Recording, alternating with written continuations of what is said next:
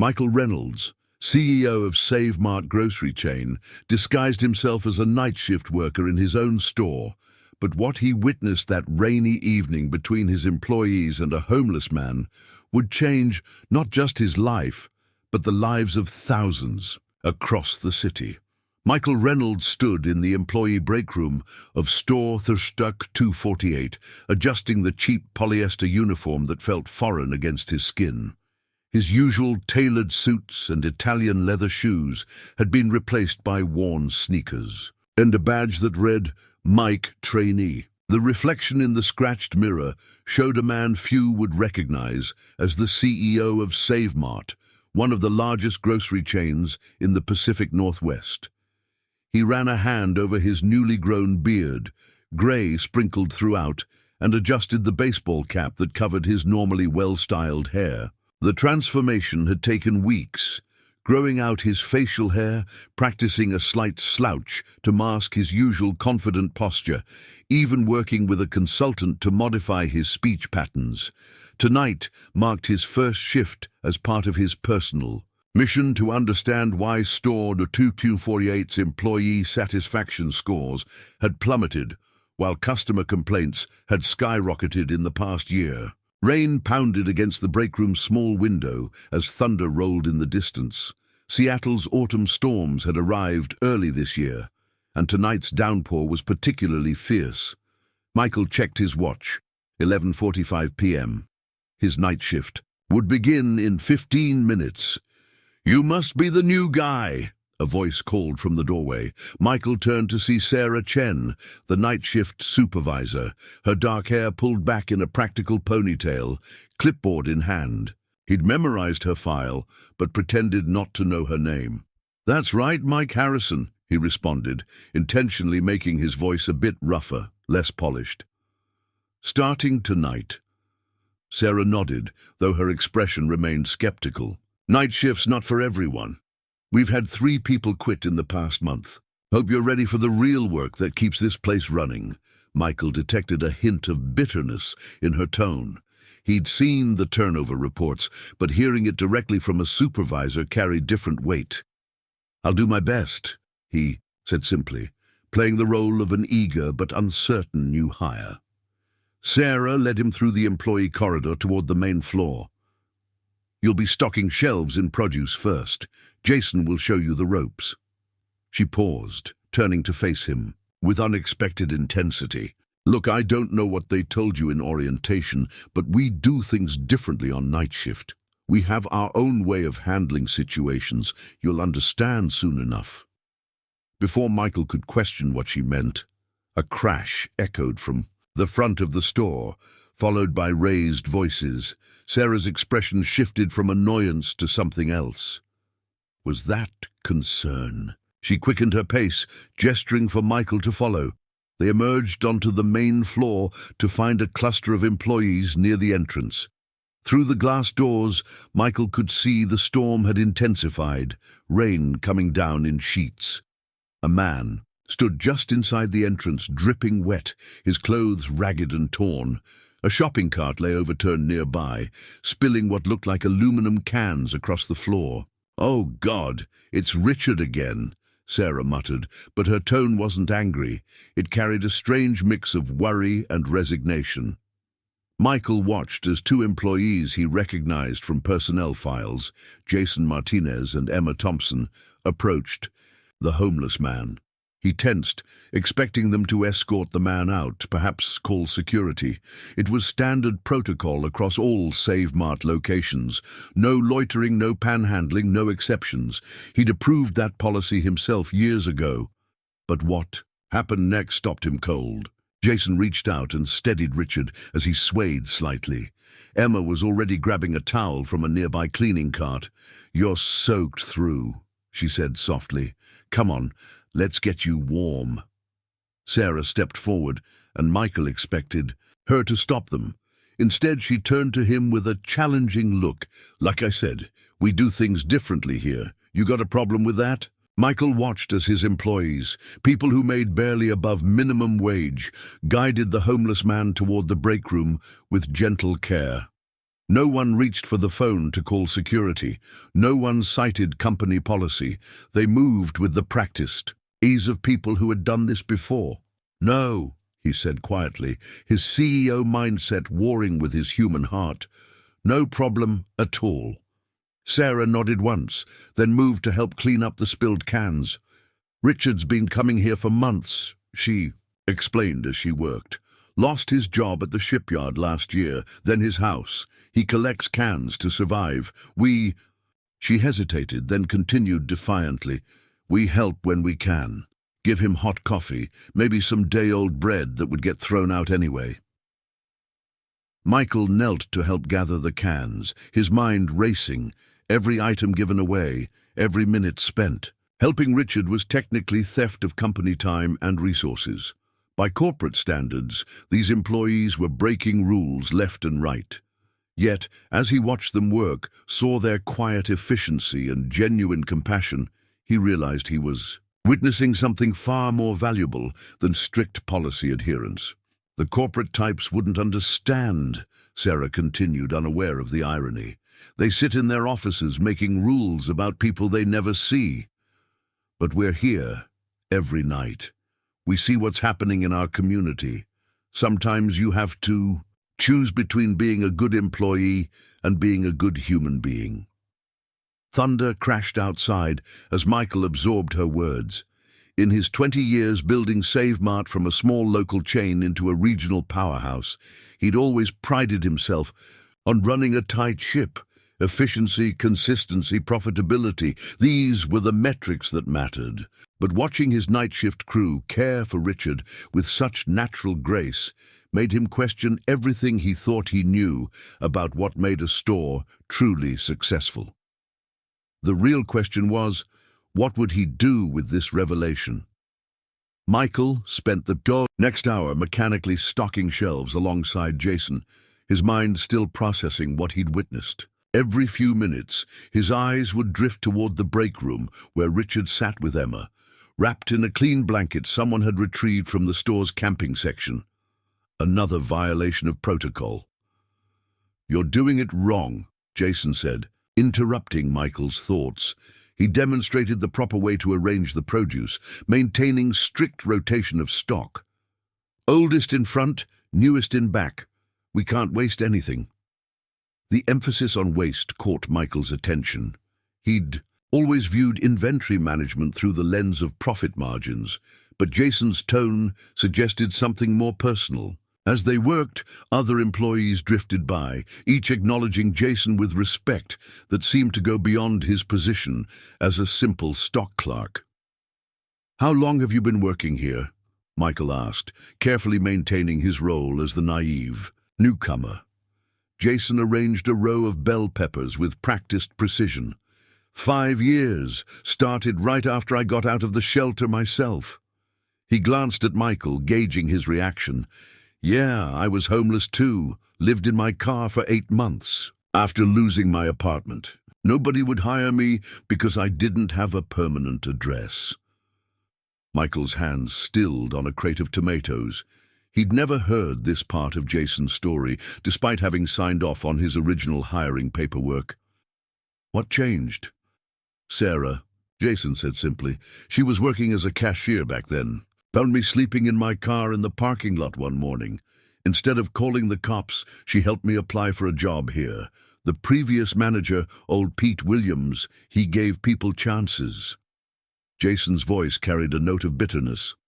"Things were different then, before corporate started cracking down on everything."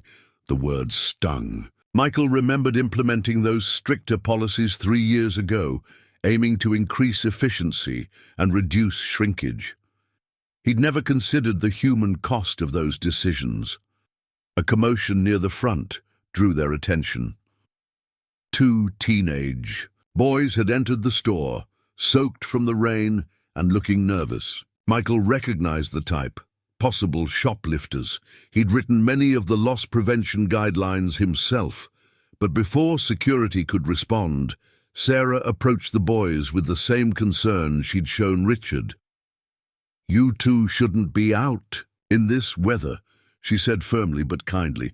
"Everything okay at home?" The taller boy shifted uncomfortably. "Power's out in our building.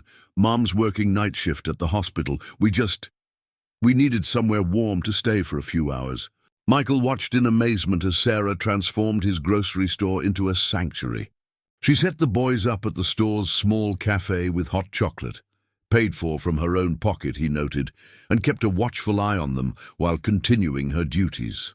"We look out for our neighborhood," Jason explained, noting Michael's expression. "These kids, their mom's a regular customer. Single parent works crazy hours as an ER nurse. Sometimes they need a safe place to wait out the storm, literal or otherwise." As the night progressed, Michael observed more instances of his employees' quiet heroism. Emma, he learned, kept a notebook of regular customers who might need extra help: elderly shoppers who couldn't carry their groceries, disabled veterans on fixed incomes, young mothers struggling to make ends meet. The night crew knew them all, helping in small ways that violated corporate policy but upheld something far more important: human dignity. Around 2 a.m., Richard emerged from the break room looking steadier. The crew had managed to dry his clothes, using the store's cleaning equipment, another creative interpretation of company resources. As he prepared to leave, Sarah pressed a paper bag into his hands. "Just some basics," she said quietly. "And here's the number for that job program we talked about. They're always looking for people with shipyard experience." Richard clutched the bag like a lifeline. "I can't pay. We help each other here," Sarah interrupted. "That's what community means." Michael watched the interaction from behind a display of canned goods, his throat tight. In all his years running SaveMart, he'd never seen his stores as more than businesses, places of commerce that needed to be profitable and efficient. But here, in the middle of the night, store number 248 had become something else entirely: a hub of human connection, a place where dignity was restored, one small kindness at a time. He thought about the recent board meeting where they'd discussed closing underperforming stores, number 248 among them. The numbers didn't add up, they'd said. Too much shrinkage, too many write-offs, labor costs too high for the revenue generated. But now he understood. Those losses on paper represented lives being quietly saved, hope being carefully preserved against all odds. As Richard disappeared into the rainy night, Michael noticed something else. Every employee involved in helping him had meticulously documented their actions in ways that wouldn't raise corporate suspicion. Day-old bread was logged as spoilage. The blanket would be marked as damaged merchandise. Even the time spent helping was distributed across various approved tasks. They weren't just breaking rules. They were doing it intelligently, systematically, protecting their ability to keep helping others. The revelation hit him hard. His employees hadn't failed to understand corporate policy. They'd simply chosen to serve a higher purpose while working within its constraints. The question now was whether he, as CEO, could find the courage to do the same. As the night shift approached 3 a.m., a sharp knock at the store's front door cut through the quiet rhythm of restocking and cleaning.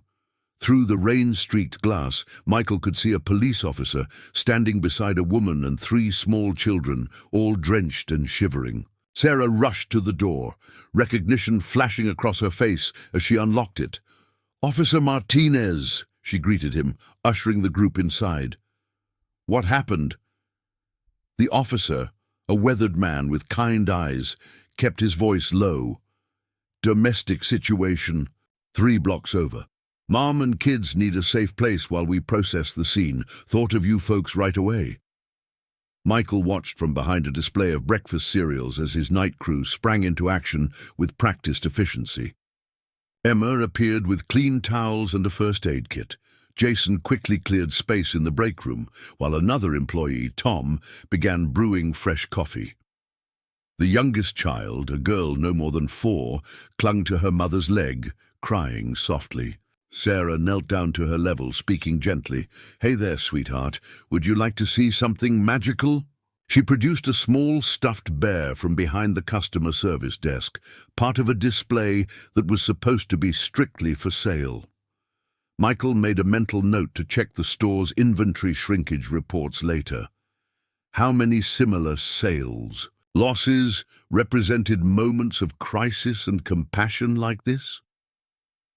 As the family settled in the break room, Officer Martinez pulled Sarah aside. Michael edged closer, pretending to organize a nearby shelf. "You're a godsend, Sarah," the officer said quietly.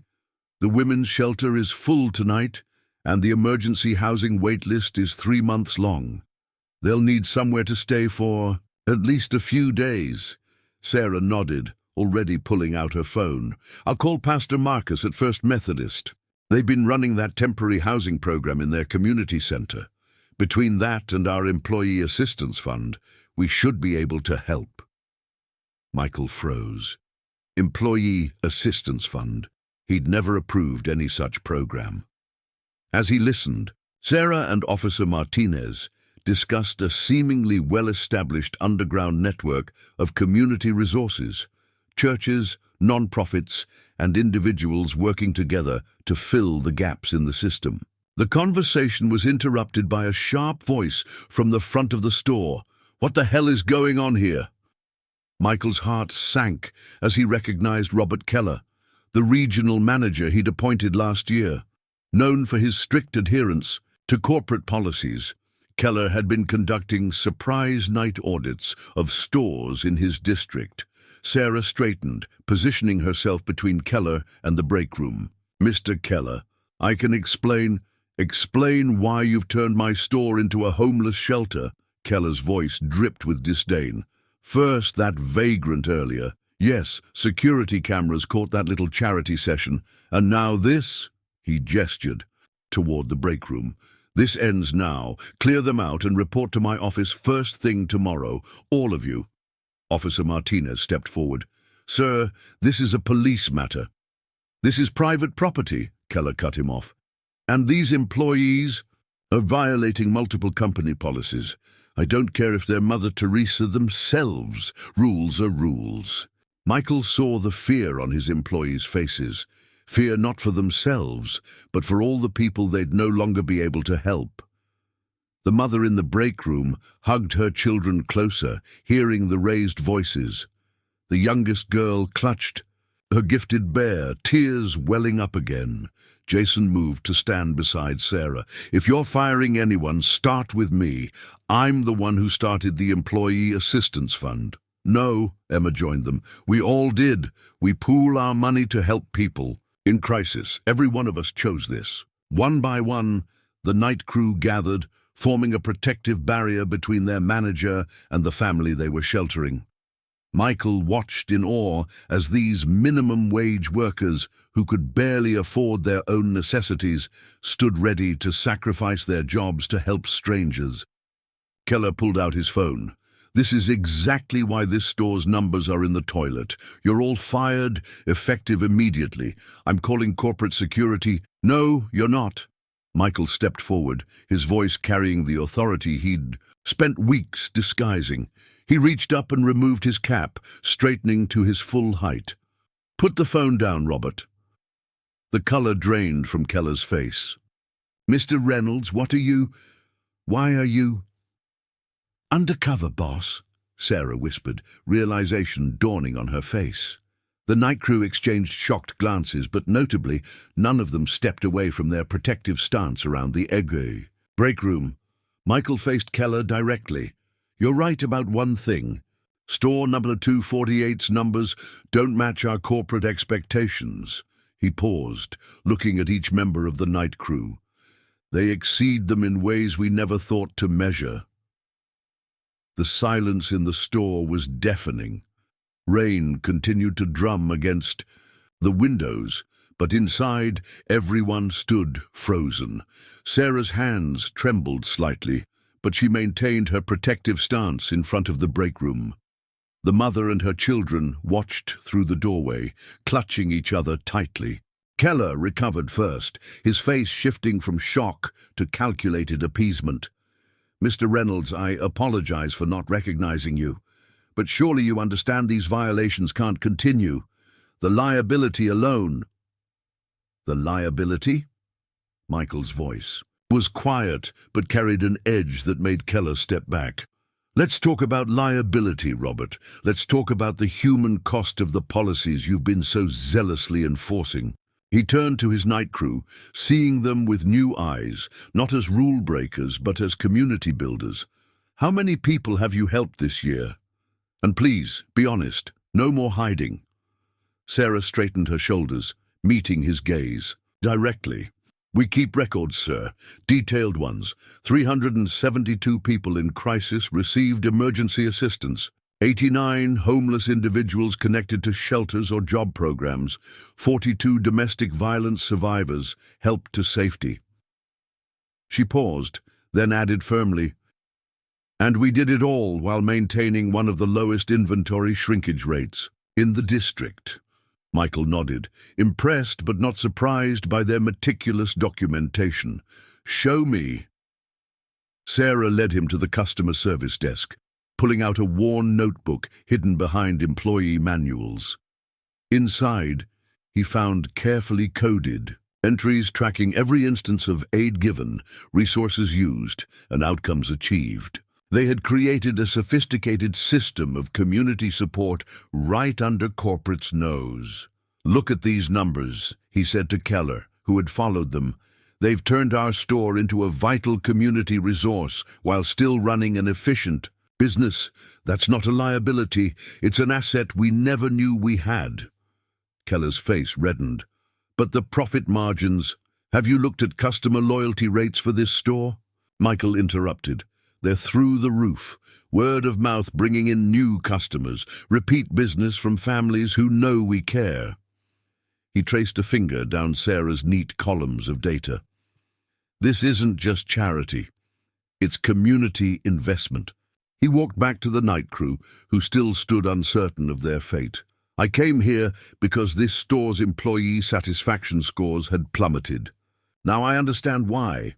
You've been forced to hide your best work, to treat compassion as a crime. The youngest child in the break room had fallen asleep clutching her new teddy bear. Her mother watched the scene unfold with desperate hope, recognizing that her family's immediate future hung in the balance. Michael made his decision. Starting tonight, store number 248 becomes our pilot location for the SaveMart Community Support Initiative. He turned to Keller, whose expression had turned calculating. Unless you'd prefer to tender your resignation. Keller opened his mouth, closed it, then simply nodded stiffly and walked toward the exit. The automatic doors whooshed open, letting in a burst of cool, rain-scented air before closing behind him. Sarah, Michael continued, I want you to head this initiative. Document everything you've been doing, create training materials. We're going to implement this program across all our stores. Sarah's eyes widened. Sir, are you sure? The cost will be offset by increased customer loyalty, reduced turnover, and improved community relations. Michael smiled.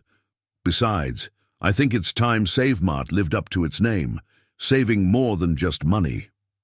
He turned to Officer Martinez, who had watched the scene unfold with growing hope. We'll need to formalize our partnership with local law enforcement and social services. This store's been filling gaps in the system. Let's make it official. The officer nodded, already pulling out his card. I know several departments that would be eager to collaborate. Emma stepped forward hesitantly. What about our assistance? Fund? We've been running it out of pocket. Match it, Michael said immediately. Whatever the employees contribute, the company matches, and we'll set up a proper foundation to manage larger community support efforts. He paused, looking at Jason. Starting with a job training program for people transitioning out of homelessness. I think you'd be perfect to run it. Jason's eyes glistened as he nodded, unable to speak.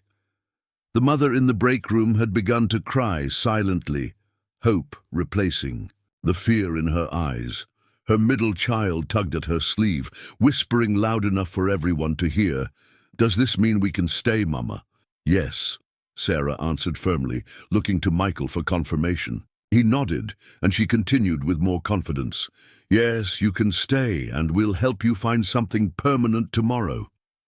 As the tension in the store gradually dissolved into cautious relief, Michael watched his employees return to their tasks with new energy.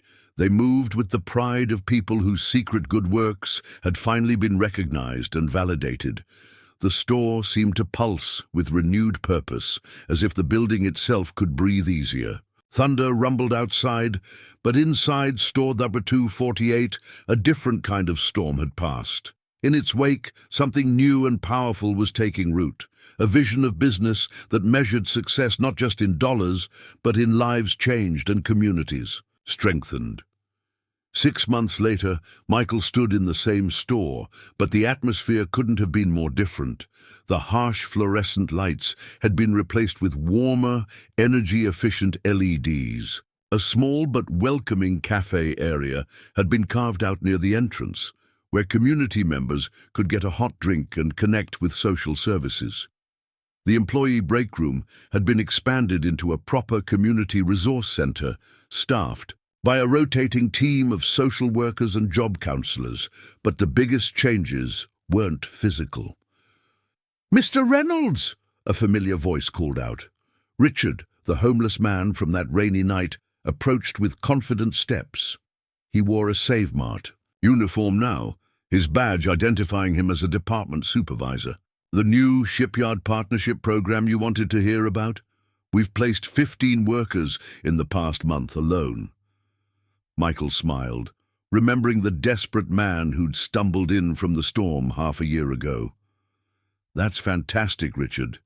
How's the transitional housing program working out?" "Under full capacity, but in a good way. Sarah's system for matching people with resources is running smoothly. We've got a waiting list, but nobody stays on it for long." Richard's eyes shone with pride. "And 3 of our recent hires have already moved into permanent housing." They walked through the store together, passing Emma at the customer service desk. She was helping an elderly woman navigate the new SaveMart Community Care Card program, an initiative that provided discounted groceries to seniors and families in need while tracking the real impact of the store's community support efforts. The corporate accountants had been skeptical at first, but the numbers told a compelling story. Customer loyalty had skyrocketed. Employee turnover had plummeted to near zero. Even shrinkage rates had decreased as the community began to see the store as their own and looked out for its well-being. "Chief Williams is here for your meeting," Sarah called out, approaching with a tablet in hand. She'd grown into her role as Community Support Initiative Director, her natural compassion now backed by corporate resources and authority. Police Chief Williams, Officer Martinez's supervisor from that fateful night, waited in the newly established community room. "Michael," he greeted warmly. "You've started quite a revolution here." "We all did," Michael corrected, gesturing. "To include Sarah and Richard. How are the other stores adapting to the program?" "Better than expected. Your store number 248 model is spreading faster than we can keep up with. 3 more SaveMart locations in high-need areas have already fully implemented the program. The mayor's office is talking about using it as a template for other businesses." Sarah pulled up some statistics on her tablet. Domestic violence reports are down 23% in neighborhoods with participating stores. Emergency housing placement success rates have increased by 40%. And the job training program, she smiled at Richard, has an 82% retention rate. Michael remembered Keller's warnings about liability and profit margins. Instead, SaveMart stock had risen as news of their community initiative spread. It turned out that consumers wanted to support businesses that supported their communities. A commotion near the entrance drew their attention. The automatic doors opened to admit a familiar face, the mother from that rainy night. But now, standing tall in medical scrubs, her children bright-eyed and well-dressed. "Maria," Sarah called out warmly. "How's the nursing program going?" 2 months to graduation, Maria beamed. "And the kids love their after-school program here." She squeezed her youngest daughter's hand, the same child who'd cried herself to sleep clutching a teddy bear half a year ago. Now, the girl ran off to join a supervised homework group in the community room, where store employees and volunteers helped working parents by providing safe, educational after-school care. "The board meeting went well?" Sarah asked Michael quietly as they watched the scene. He nodded. "Unanimously approved. We're expanding the initiative to all SaveMart locations over the next 18 months. They've finally understood that this isn't just charity. It's a complete reimagining of what a grocery store can be in its community." Jason appeared, now wearing a coordinator badge for the job training program. "Speaking of community, boss, wait until you see this." He led them to a wall near the cafe area where hundreds of photos were displayed. Each one showed a success story. People who'd found jobs, families who'd secured housing, seniors who'd connected with services they desperately needed. "Remember what you said that night?" Sarah asked softly. "About measuring success differently? Well, these are our real profits." Michael studied the faces in the photos, each representing a life transformed.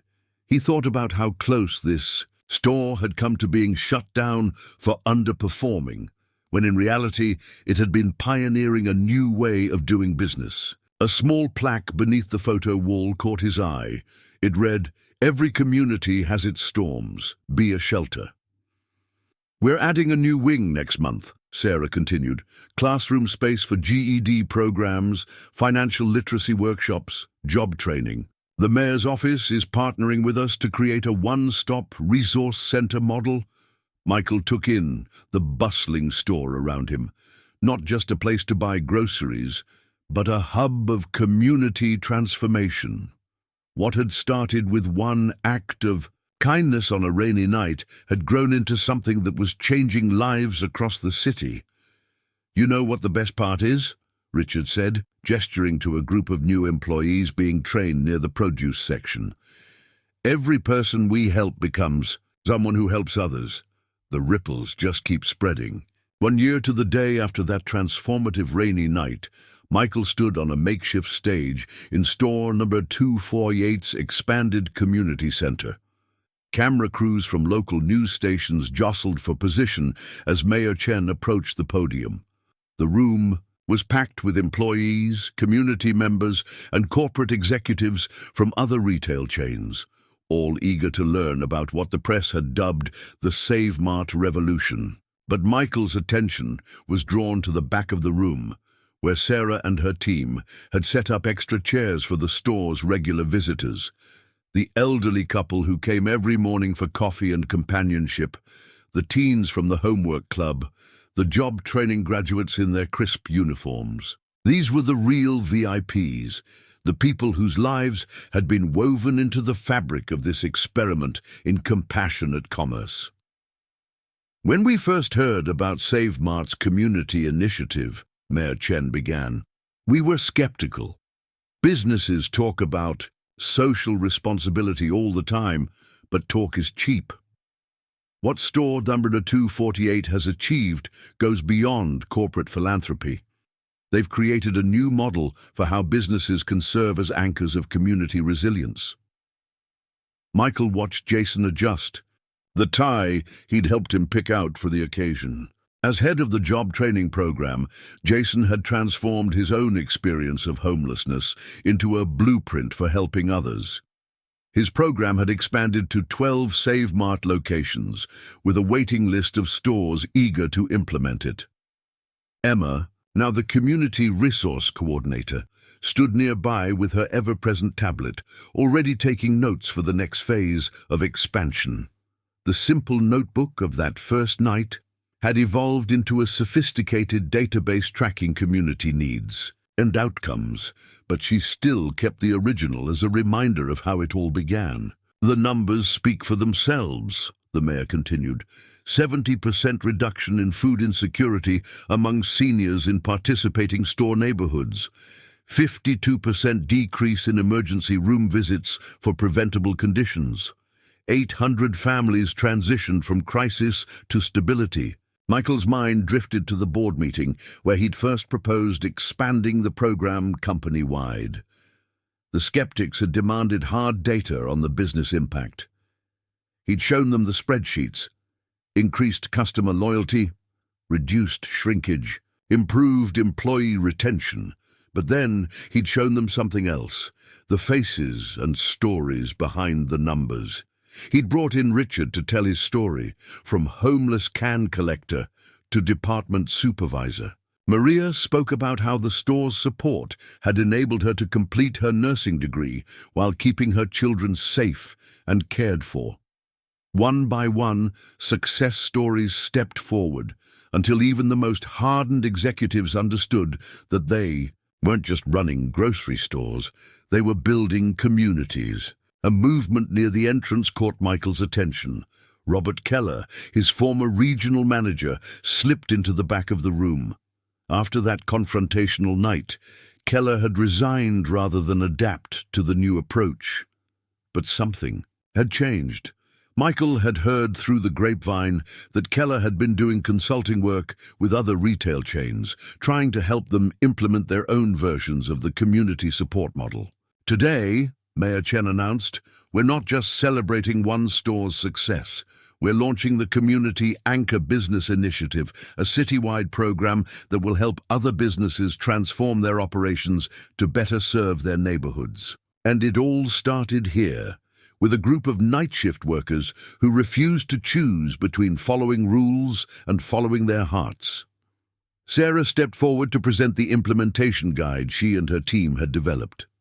Page after page of practical wisdom drawn from their year of trial and error, success and setback. But the first page contained only a simple statement: every business has the power to be more than what it sells. As the presentation continued, Michael made his way to the back of the room where Officer Martinez, now Captain Martinez, stood watching with satisfaction. "Remember that night?" the captain asked quietly. "When you were just Mike the trainee and I brought in that family?" Michael nodded. "I think about it often. How close we came to missing this opportunity.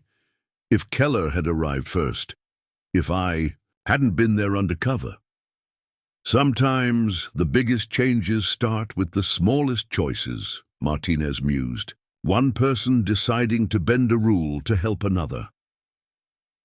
A commotion near the cafe area drew their attention. The youngest member of that long-ago family, the little girl with the teddy bear, was showing off her improved reading skills to a group of younger children. Her mother, now a registered nurse at the local hospital, watched proudly while mentoring a new participant in the emergency housing program. "We're expanding again," Michael told Martinez. "Not just more stores, but more services, medical screening clinics, legal aid workshops, financial literacy programs, each store adapting to what its community needs most." "Going to need a bigger building?" Martinez smiled. "Already in the works. We're converting that abandoned warehouse next door into a full community resource center. But you know what amazes me most?" Michael gestured to the diverse crowd mingling in the room. "Look how many former program participants are now program leaders. The help we gave them wasn't just a handout, it was an investment in future changemakers." As if to prove his point, Richard took the stage, now a polished speaker comfortable addressing crowds. He began sharing plans for expanding the job training program to include specialized tracks for different industries, partnerships with local businesses, and support for participants wanting to start their own enterprises. "When I first walked into this store collecting cans," Richard told the audience, "I was looking for a way to survive. What I found instead was a way to live, to contribute, to matter." Michael watched the faces in the crowd, employees and customers, helpers and helped, all those lines blurred now into one interconnected community. The simple act of choosing compassion over convention that rainy night had sparked something larger than he could have imagined. Above the new community center entrance, a banner caught the morning light. "Welcome home," because that's what store 248 had become for so many, not just a store, but a place of belonging, of transformation, of hope. 18 months after Michael's undercover journey, he sat in his office reviewing a stack of letters from across the country. Corporate headquarters had moved into a renovated building adjacent to store number 248, a symbolic gesture that put leadership directly in touch with the community they served. His corner office window overlooked the store's expanded parking lot, now featuring a weekly farmers market where program graduates sold produce grown in the community gardens they'd established on previously vacant lots. A knock at his door interrupted his reading. "Come in," he called, recognizing Sarah's distinctive pattern. She entered with an unfamiliar woman in tow. "Michael, meet Patricia Winters, CEO of Midwest Grocers. She's here about implementing our model in their chain." Michael stood to greet her, noting her professional demeanor tinged with barely concealed excitement. "Welcome to SaveMart. I understand you flew in specifically to see our flagship store?" Patricia nodded earnestly. "What you've created here, it's revolutionary. Our board was skeptical until we saw your 3-year projections. The community impact metrics are impressive enough, but the business case, that's what's turning heads across the industry. Would you like to see how it really works?" Michael gestured toward the door. "The morning shift is just starting." They walked through a connecting corridor into store number 248. The morning sun streamed through the skylights they'd installed during the last renovation, illuminating a space that hummed with purposeful activity. Near the entrance, a group of seniors gathered for their daily wellness check with a volunteer nurse. The community cafe buzzed with conversation as job training participants practiced their customer service skills. "Watch this," Sarah said, softly, pointing to a young man stocking shelves. "Marcus there. 6 months ago he was sleeping in his car. Now he's not only employed, he's mentoring 3 new program participants and taking business classes at the community college." Patricia observed silently, taking notes on her tablet as they toured the store.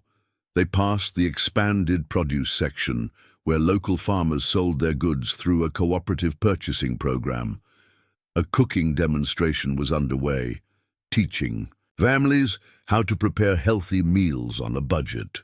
"The key," Michael explained, "was realizing that a grocery store can be more than just a place to buy food. We're a community hub, an economic engine, a support system. Every square foot of space serves multiple purposes."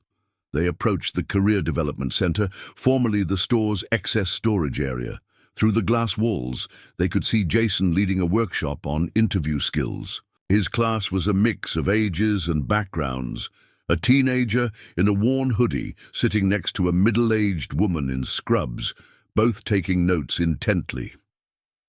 "Our latest initiative," Sarah added, pulling up data on her tablet, "focuses on intergenerational mentoring. We match seniors who have valuable work experience with young people entering the job market. It addresses isolation among older adults while providing crucial guidance to youth." Patricia's professional reserve cracked slightly. "This is all wonderful, but surely the costs are offset by multiple revenue streams," Michael finished. "Yes, we invested heavily in renovation and programs, but look at our customer loyalty metrics." He gestured to the busy aisles. "These aren't just shoppers, they're community members who are personally invested in our success. Our shrinkage rates are the lowest in the industry because the community protects what it values." They passed the wall of success stories, now expanded to cover an entire corridor. Patricia stopped, studying the photographs and testimonials. "Is that Robert Keller?" Sarah confirmed. "The regional manager who initially opposed all this. After he left us, he spent 6 months volunteering at a homeless shelter. Now he runs a consulting firm helping other businesses implement community-focused models. He brings his clients here every week to show them what's possible. In the pharmacy section, they watched as an elderly man received both his prescription and a brief health consultation. The pharmacy had expanded to include preventive care services, saving countless emergency room visits and building trust with vulnerable populations. "We're piloting a new program next month," Sarah explained. "Mobile units that will bring basic grocery items and health services to homebound seniors and disabled residents." The idea came from our delivery drivers, who noticed how many of their regular customers struggled to access care. Patricia's eyes widened. "The logistics alone are complex," Michael acknowledged. "But we've learned that when you invest in people, they find ways to make seemingly impossible things work. Our employees don't just execute programs, they innovate and improve them." They ended their tour in the community room, where a citizenship class was wrapping up. The participants, many of them longtime customers, shared coffee and conversation as they packed up their materials. "What you're seeing," Michael said quietly, "isn't just a successful business model. It's a testament to what happens when you trust people's basic desire to help each other. We didn't create this. We just removed the barriers that prevented it from happening naturally." Patricia turned to him, her business persona finally dropping completely. "How do we start?"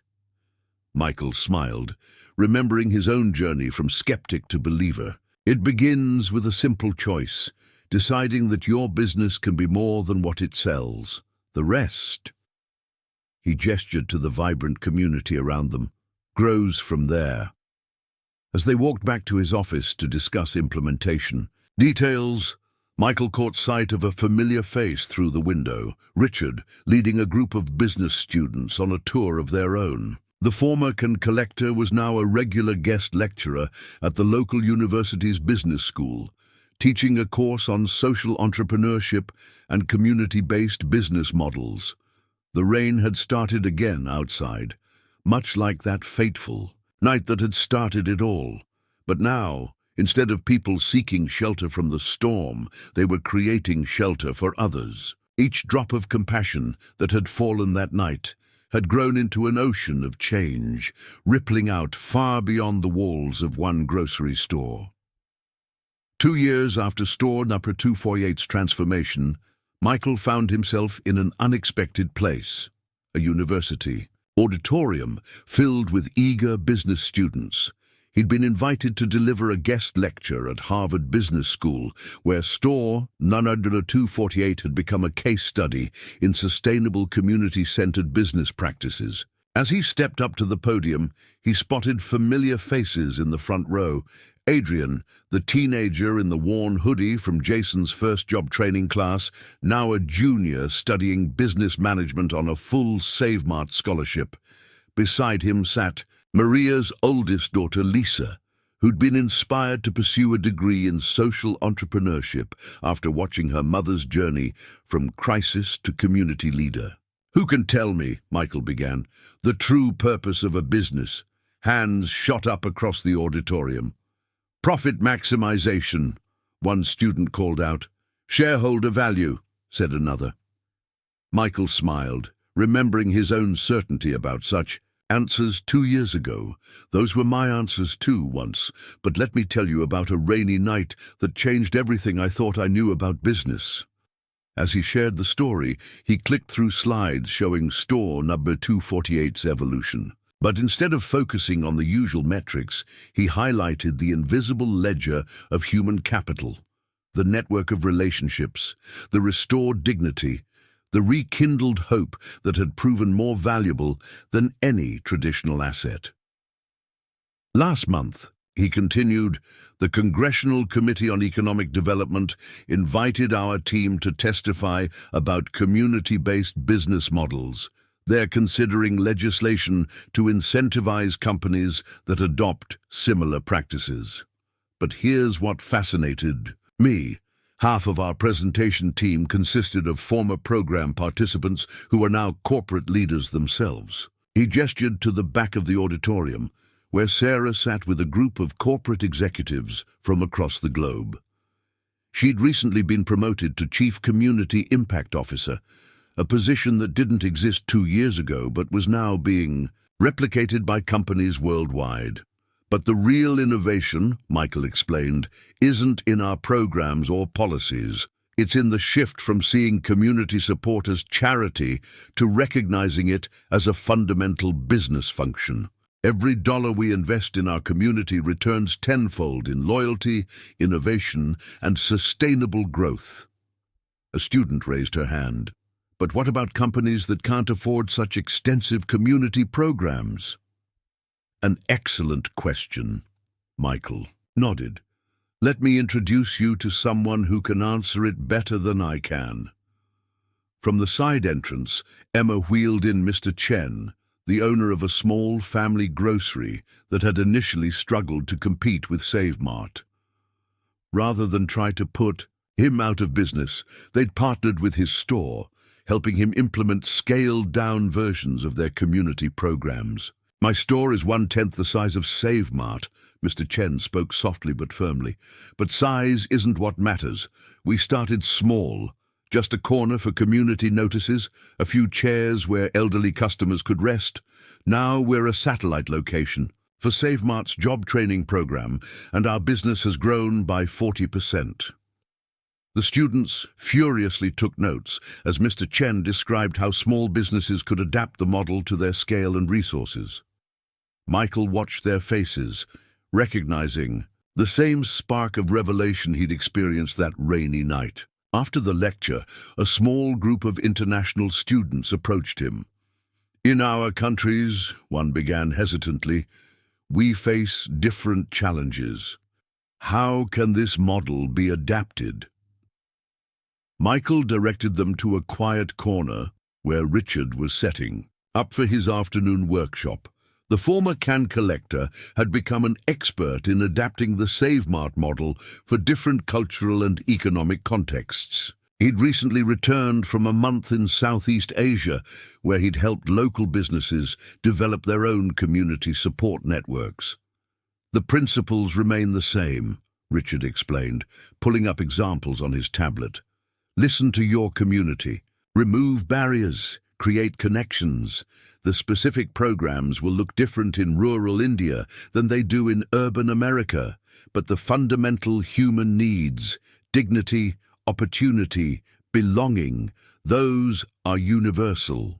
As the day wound down, Michael took a moment to visit the university's business incubator, where a group of students was developing an app to help small businesses coordinate community support efforts. Led by Marcus, the former car dweller, turned tech entrepreneur, they were creating tools to make community-centered business models more accessible to mom-and-pop shops. The app tracks more than just transactions, Marcus demonstrated proudly. It maps community needs, connects resources, and measures social impact in real time. We're beta testing it with Mr. Chen's store network. Michael watched as Marcus's team, a diverse group of young innovators, debugged their latest feature, a mutual aid network that would help small businesses pool resources for community support. The same spirit of creative problem-solving that had transformed Store Number 248 was now being coded into digital DNA. You know what's really exciting? Marcus grinned, looking up from his screen. We're seeing third-generation impact now. People who were helped by someone who was helped by the original program. It's like a chain reaction of opportunity. As Michael prepared to leave the campus, he passed a bulletin board covered with flyers for student initiatives, all focused on various aspects of community-centered business. The next generation wasn't just learning about this new way of doing business, they were already improving upon it, finding new applications and possibilities he'd never imagined. In the parking lot, he paused to watch students streaming between classes, their conversations animated with purpose. Among them were future CEOs, entrepreneurs, and business leaders who would never see profit and community support as opposing forces. For them, the question would never be whether to help, but how to help most effectively. 3 years after that transformative night, Michael found himself walking through a bustling marketplace in Mumbai, India. The scents of spices and sounds of vendors calling out to customers filled the air as he followed Priya Sharma, a former Store Number 248 program participant who'd returned to her homeland to adapt the SaveMart model for local communities. "This is where it all started," Priya explained, gesturing to a modest storefront decorated with bright marigolds. "My family's shop was struggling to compete with the big supermarket chains, but then I remembered what I learned at SaveMart. Bread. The small grocery store had been transformed into a community hub, but with distinctly local characteristics. Instead of a cafe, there was a chai station where elderly residents gathered each morning. The job training program focused on traditional crafts and digital skills, helping artisans connect with global markets while preserving cultural heritage. "We call it Apna Ghar, our home," Priya said proudly. "Just like Store No. 248, but adapted for our community's needs." A group of women sat in a corner, working on laptops while their children played nearby. "Our mother's entrepreneurship program," Priya explained. "They're building an online marketplace for home-cooked meals. The idea came from combining SaveMart's community support model with local food traditions." Michael watched as a young man demonstrated smartphone basics to an elderly vendor, helping him set up digital payments for his small stall. The tech training program had expanded beyond the store itself, reaching into the entire market community. "The most beautiful part," Priya continued, "is how it spreads naturally. See that shop across the way? They were our competitors. Now we're partners in the community kitchen program, feeding homeless children and teaching cooking skills to young mothers." They turned down a narrow alley where a series of small businesses displayed a familiar emblem. A house within a heart, the symbol of the community anchor business network that had grown from Store Number 248's example. Each shop had found its own way to serve as a community resource while strengthening its business. A small electronics repair shop doubled as a technical training center. A tailor's shop hosted financial literacy classes while teaching sewing skills. A pharmacy had developed a micro-insurance program for local families, combining traditional medicine with modern healthcare access. "Remember when you visited my family's shop that first week of the program?" Priya asked, leading Michael to a small courtyard behind her store. "You said something that stuck with me. Every business, no matter how small, can be a force for positive change." The courtyard had been converted into a community garden, but unlike Store Number 248's orderly plots, this one burst with organized chaos.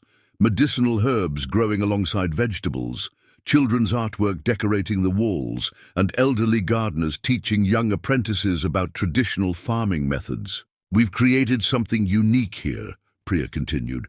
"It's not just about helping people in crisis. It's about strengthening the existing community bonds and giving them new ways to grow." A small crowd had gathered for the afternoon's microfinance meeting. Market vendors, housewives, and young entrepreneurs sat together discussing business plans and community needs. The SaveMart model of community support had merged with local traditions of collective action, creating something entirely new. "Last month," Priya said proudly, "we hosted a delegation from African market associations. They're adapting our adaptation of your model. It's like watching a seed planted in Seattle grow into different flowers around the world." Michael noticed a wall covered with photographs, similar to Store Number 248's success wall, but with its own distinct character. Here, entire families posed together, showing the intergenerational impact of the program. Children who had started in the after-school program were now running their own initiatives. You see that girl? Priya pointed to a teenager teaching a coding class. Her mother was in our first digital literacy program. Now the daughter is developing apps for local businesses. She's created a platform that helps small shops coordinate their community support efforts, sharing resources and amplifying impact. As they walked back through the market, Michael saw familiar patterns in new forms. The same principles that had transformed store number 248, dignity, opportunity, community connection, were being expressed through the lens of local culture and needs. A group of street vendors had gathered near a small temple where a community notice board displayed job opportunities, resource connections, and requests for help. The informal support network that had emerged in his grocery store had found kindred spirits in the ancient traditions of mutual aid. The corporate teams that visit are always surprised, Priya smiled. They expect to see a copy of SaveMart's programs. Instead, they find something that's both completely different and fundamentally the same. She led him to a small office above her store, where a team of young people worked on laptops, coordinating the various community initiatives. Maps on the walls showed the spread of similar programs across Asia, each adapting and evolving the core model in unique ways. "We're not just running a store anymore," Priya said, echoing words Michael had spoken years ago. "We're part of a global movement to redefine what business can be, and it all started because you chose to listen to your employees that rainy night." 4 years into SaveMart's transformation, a new crisis threatened to unravel everything they'd built. The global economic downturn had hit retail hard, and pressure from shareholders was mounting. A group of activist investors, led by venture capitalist James Sterling, had begun accumulating SaveMart stock with the stated intention of returning the company to its core business model. Michael sat in the boardroom, facing a sea of concerned faces. The quarterly earnings report projected on the wall showed solid but unspectacular growth. Sterling, attending virtually, spoke with the cold precision of someone who saw only numbers. "The community programs are a drain on resources," Sterling argued, his voice sharp through the speakers. "We could increase profitability by 28% by eliminating these extraneous services. SaveMart is a grocery chain, not a social services agency." Michael felt a familiar tension, the same one he'd experienced that rainy night when corporate policy collided with human needs. But now the stakes were infinitely higher. Thousands of people across multiple countries depended on the support systems they'd built. Sarah, now a board member herself, spoke up. "Mr. Sterling, with respect, you're looking at incomplete data. Our community investment yields—" "Feelings don't pay dividends, Ms. Chen," Sterling cut her off. "I've analyzed similar programs across the retail sector. They're lovely PR initiatives, but they don't contribute to the bottom line." Michael stood, walking to the window that overlooked store number 248. The parking lot was full, even on this ordinary Tuesday morning, but Sterling couldn't see the deeper story behind that simple metric, how each car represented not just a customer, but a community member invested in SaveMart's success. "James," Michael said quietly, turning back to the room, "I'd like to make you an offer. Give me 1 week, come to stores and Mara 248, see what we've built. If you still believe our model is unsustainable after that, I'll support putting your proposal to a shareholder vote." Sterling's laugh crackled through the speakers. "Mr. Reynolds, I don't need to waste a week watching people hold hands and share feelings. I need to protect shareholder value." "Afraid of what you might learn?" Sarah challenged. "Your entire analysis is based on traditional metrics. Come see why we had to create new ones." After a long pause, Sterling agreed, though his tone suggested he was merely humoring them. The meeting adjourned with tension hanging thick in the air. Board members filed out, leaving Michael alone with Sarah. "He'll never understand," Sarah said softly. Men like that, they can't see value unless it has a dollar sign attached. Michael smiled grimly. Then we'll have to show him value in terms he can't ignore. Call everyone. It's time to show what community-centered business really means. Over the next few days, store number 248 hummed with purposeful energy, not preparing for a show, but rather documenting their daily impact in ways that even the most hardened financier couldn't dismiss. Jason gathered data from his job training program, showing how reduced turnover and increased productivity had saved millions. Emma compiled customer loyalty metrics that demonstrated how community trust had protected them from competition.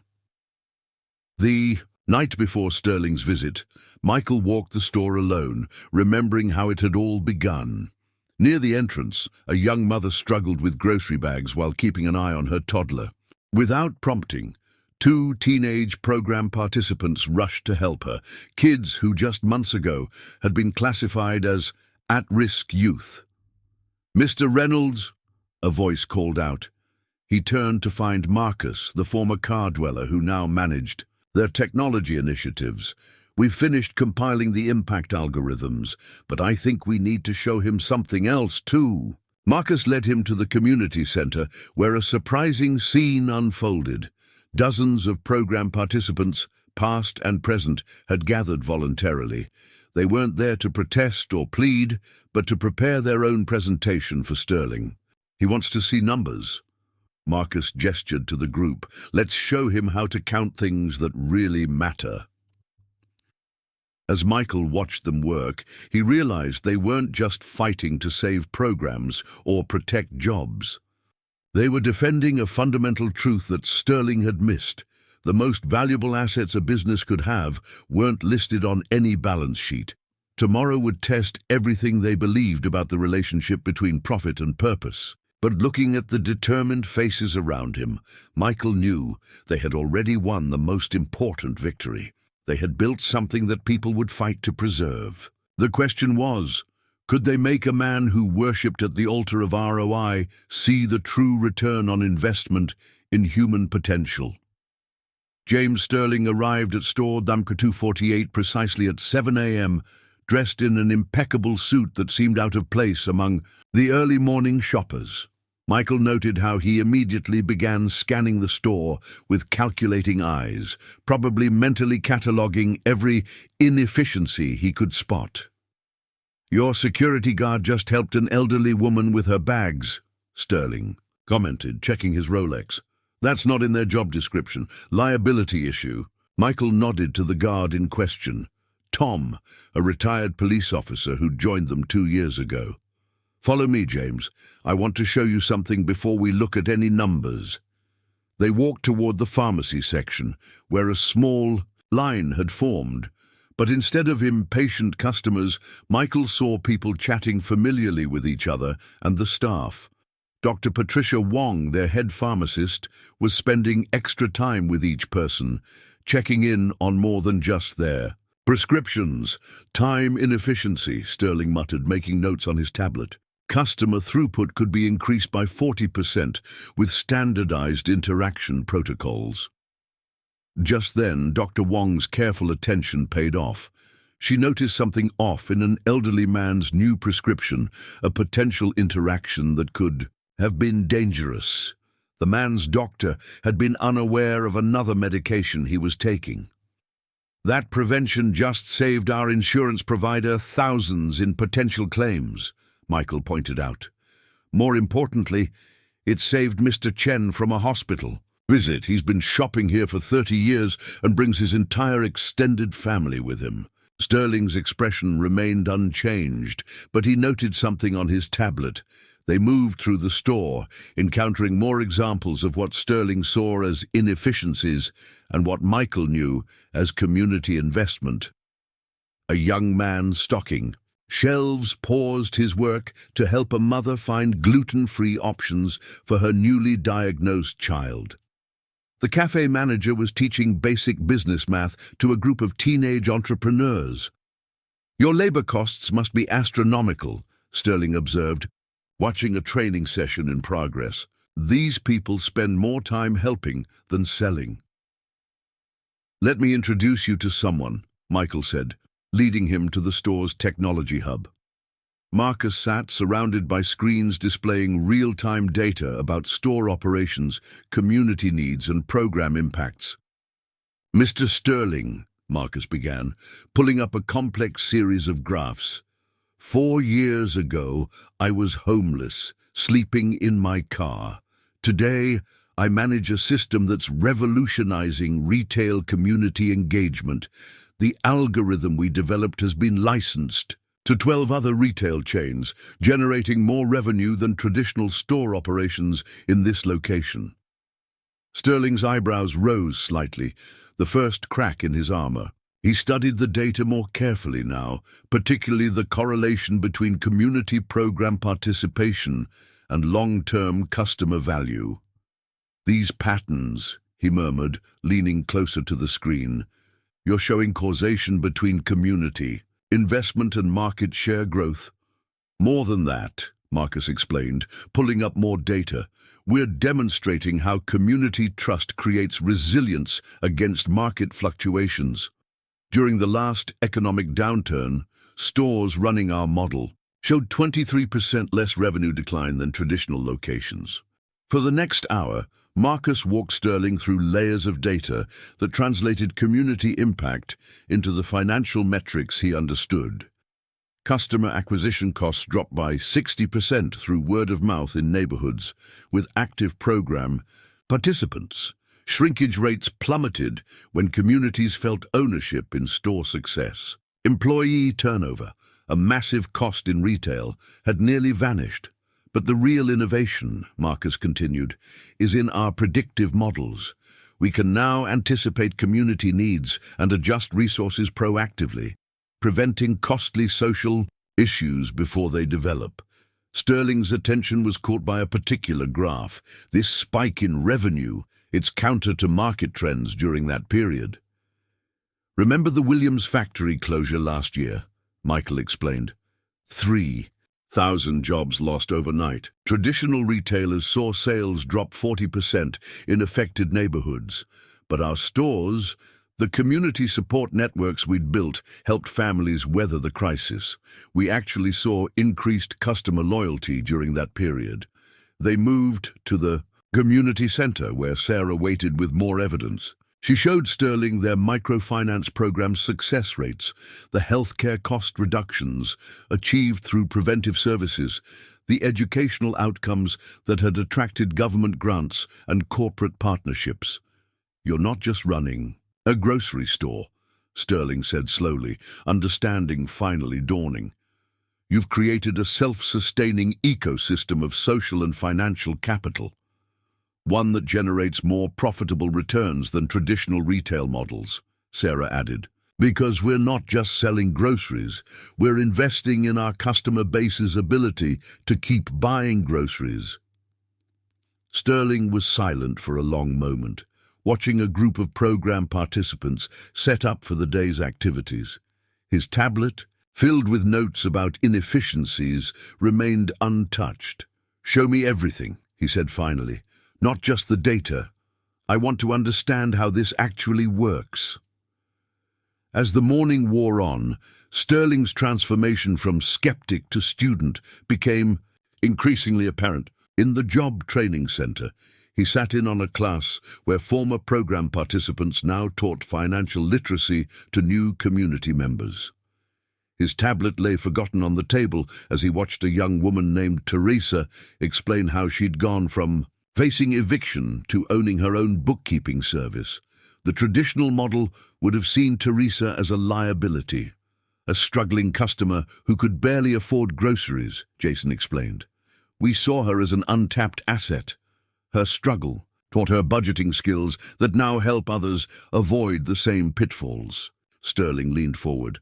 "And these people become customers." "They become more than customers," Teresa interjected. "We become stakeholders. I shop here exclusively, not because it's required, but because this store invested in my future when no one else would, And now my clients, small business owners I help with their books, they shop here too. Moving through the store, they encountered Richard organizing a new initiative, a partnership with local restaurants to reduce food waste while providing culinary training. The program had turned a cost center, disposal of near-expired food, into a revenue stream, trained food service workers while addressing a community need. Every problem we solve creates new opportunities, Richard explained, showing Sterling their commercial kitchen. These students will either work in local restaurants that source from us or start food businesses that become our customers. It's a continuous cycle of value creation. Sterling's attention was caught by an elderly woman teaching a group of children in the community center. "That's Mrs. Rodriguez," Sarah explained. "She was isolated and depressed after her husband died. Now she runs our after-school homework program. The children's parents can work longer hours, knowing their kids are safe and learning. Those parents have become some of our most loyal customers." But the liability. Sterling began, then stopped himself, watching Mrs. Rodriguez expertly handle a minor dispute between two students. Her experienced touch turned a potential problem into a learning opportunity about conflict resolution. "We carried $1 million insurance policy before," Michael noted. "Now our Community Oversight Committee helps manage risk more effectively than any policy could. Problems get addressed before they become liabilities." They passed the store's mental health resource center, where a support group was gathering. Sterling noticed the facilitator, a well-dressed professional woman, and raised an eyebrow, questioningly. "That's Dr. Harrison," Sarah explained. "She has a private practice downtown, but she volunteers here twice a week. Want to know why? 3 years ago, she was in that group as a participant, struggling with anxiety and depression after losing her job. The support she received here helped her rebuild her life. Now she gives back while referring her private clients to our wellness programs." Sterling's expression shifted as he began to see the intricate web of relationships and reciprocity that made the store's model work. Each person helped became a potential helper. Each problem solved created new solutions. Each investment in human potential returned dividends in unexpected ways. They reached the store's data center, where Marcus had prepared a more detailed analysis. "Look at this pattern," he pointed to a complex visualization. "When we help someone overcome a crisis, we don't just gain one loyal customer, we gain their entire social network. Our Net Promoter Score isn't just high, it's viral." Sterling studied the patterns with growing understanding.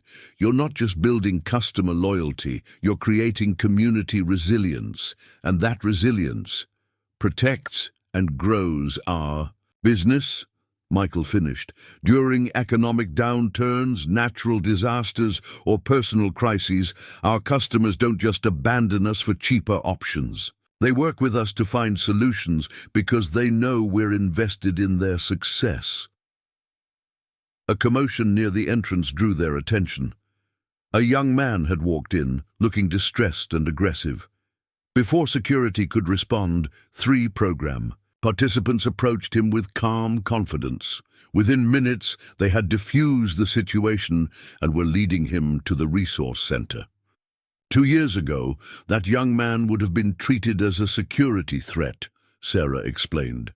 Now we have a community-based crisis intervention team. They've prevented countless incidents while connecting people to needed services. Our security costs have dropped 60%. Sterling watched as the young man's tension visibly eased, accepting a cup of coffee and a conversation instead of escalating into confrontation. "Your shareholders want profit," Michael said quietly. "We've found that the most profitable thing we can do is help our community thrive. Every person who walks through those doors isn't just a customer. They're a potential partner in creating sustainable value." But as they headed back to the conference room to review more data, Sterling paused at the success wall. His eyes lingered on a recent addition, a group photo of program participants who had started their own businesses, now forming a local entrepreneurs network that was revitalizing the neighborhood economy. "I've been analyzing this all wrong," he admitted. "I was looking for inefficiencies in a traditional retail model, but you're not running a traditional retail operation. You've created something entirely new." Sterling's admission hung in the air as they entered the store's newly expanded conference room. The space had been designed with community input, flexible seating arrangements, digital resources, and a warmth that invited collaboration rather than confrontation. But today, it would serve a different purpose. "Before we continue," Michael said, "there's something else you need to see." He nodded to Sarah, who activated the room's display screens. On them appeared live feeds from SaveMart stores across the country and around the world, each implementing their own version of Store number 248's model. "These aren't just grocery stores anymore," Sarah explained. "They're civic infrastructure masquerading as retail operations." The screens showed scenes that would have been unthinkable in traditional grocery stores. In Detroit, a SaveMart had partnered with local urban farmers, turning food deserts into agricultural innovation zones. The store's roof hosted a greenhouse that supplied fresh produce while training community members in sustainable farming. That location was slated for closure 4 years ago, Michael noted. Now it's one of our highest performing stores in terms of both profit and social impact. Another screen showed their Seattle location, where a former gang member named Tony had transformed the loading dock into a youth mentorship center. "Watch this," Sarah said, pulling up the store's loss prevention data.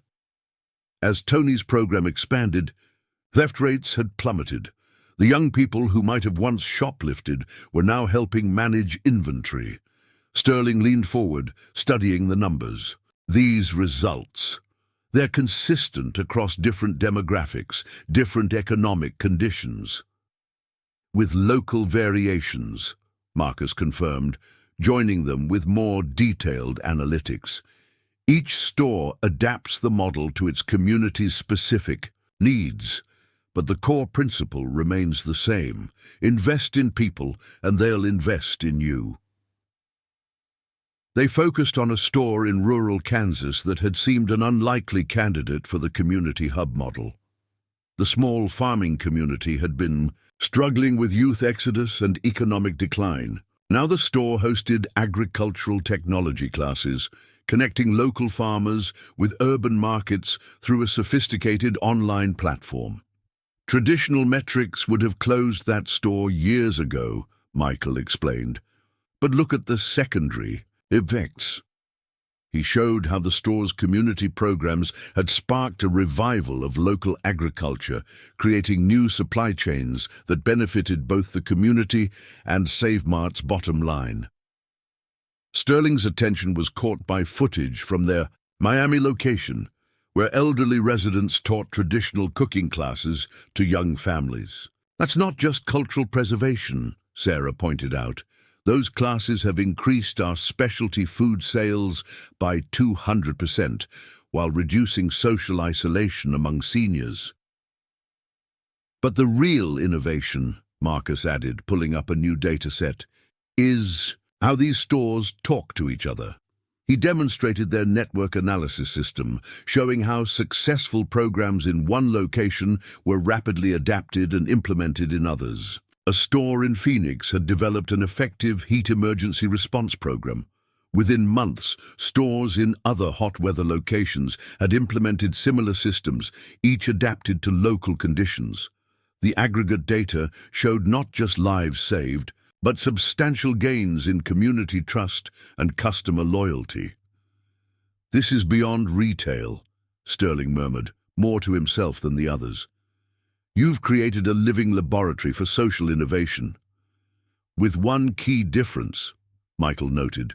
"Unlike traditional social programs, ours have to maintain profitability to survive. It's that constraint that drives innovation." They turned to a screen showing their Baltimore location, where a former accountant who'd lost everything in the 2008 financial crisis now ran a financial empowerment program. The store had partnered with local banks to provide microloans to program graduates, with a repayment rate that made traditional lenders take notice. Every store becomes a catalyst, Sarah explained. But the real magic happens when they start connecting with each other. Watch this. She pulled up a visualization showing the network of relationships between stores, community programs, and local businesses. What had started as isolated innovations had grown into an ecosystem of mutual support and shared learning. Sterling sat back, running a hand through his perfectly coiffed hair. The shareholders. They don't see this. The quarterly reports can't capture this level of impact. That's why we wanted you here, Michael said quietly. Numbers tell part of the story, but they can't show you how a grocery store becomes a lifeline, an incubator, a second chance. Just then, a commotion outside the conference room drew their attention. A group of excited children rushed past, followed by their parents heading to the store's new coding class, a program started by a former tech worker who'd found himself homeless after a mental health crisis. Remember that metric you mentioned earlier, Michael asked, about increasing profitability by 28% by cutting these programs? What you're actually seeing is the foundation of our future profitability. These children whose lives we're touching, they're not just tomorrow's customers, they're tomorrow's innovators, employees, and community leaders. Sterling stood and walked to the window, watching the bustling store below. His reflection showed a man grappling with a fundamental shift in perspective. I came here thinking I understood retail, he said slowly, but you're not in the retail business at all, are you? No, Michael replied, joining Sterling at the window. We're in the business of human potential. Groceries are just our platform. Before Sterling could respond, an urgent knock interrupted them. Jason entered, looking concerned. Sorry to interrupt, but we have a situation. The Wilson manufacturing plant just announced immediate closure. 300 workers let go, effective today. Michael watched Sterling's expression, curious how the investor would react to seeing their crisis response system in action. Show us, Michael said simply. They moved to the store's command center, where Marcus was already coordinating with other SaveMart locations in affected neighborhoods. Screens displayed real-time data as the community support network sprang into action. First wave response initiated, Marcus reported, fingers flying over his keyboard. Employment assistance teams activated at all locations. Emergency food assistance programs scaling up. Financial counseling sessions doubled for the next month. Sterling watched in amazement as the system they'd built began responding to the crisis before the first displaced worker even walked through their doors. This is automated? The alerts and resource allocation are, Sarah explained. But the real response is human. Watch. Throughout the store, employees and program participants were already mobilizing. The job training center extended its hours. The community kitchen prepared extra meals. The mental health support team cleared their schedules. Pull up the resilience metrics, Michael instructed Marcus. Show Mr. Sterling what happens in our communities during economic shocks compared to traditional retail zones. The data told a compelling story. In neighborhoods served by conventional grocery stores, sudden job losses typically led to a 30–40% drop in retail spending. But in communities where SaveMart had implemented their support model, the decline was dramatically cushioned. It's not just about maintaining our revenue, Sarah explained. It's about preventing community collapse. When people lose jobs, they often lose more than income. They lose hope, dignity, connection. Traditional businesses see that as an inevitable market downturn, We see it as a challenge to solve. They watched as the first group of displaced workers began arriving at the store. Instead of finding locked doors and security guards, they encountered a community ready to help. Former program participants, now successful business owners, were already organizing job fairs. The store's small business incubator was preparing emergency entrepreneurship workshops. "Look at this," Marcus called out, pointing to his screen. "3 of our program graduates work at competing grocery chains. They're coordinating with us to extend support services to their locations too." Sterling's eyes widened. "Your competitors are cooperating with you." "In crisis response, yes," Michael nodded, "because we've proven that community stability benefits everyone. When we prevent economic collapse in a neighborhood, all businesses do better." A young woman approached, their group tablet in hand. Sterling recognized her from earlier, one of the success stories on their wall. "Mr. Reynolds, we've got 20 small businesses in our network ready to hire, and the tech training program can fast-track 30 workers for IT certification." "Thank you, Lisa," Michael replied. "Mr. Sterling, this is what we mean by sustainable community investment. Lisa came to us 2 years ago after losing her tech sector job. Now she runs our digital skills program while operating her own consulting firm." They moved through the store, watching as the crisis response unfolded. Every corner of the operation had transformed to meet the emergency. The cafe had become a job search center.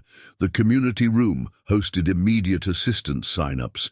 Even the parking lot was being organized for an impromptu resource fair.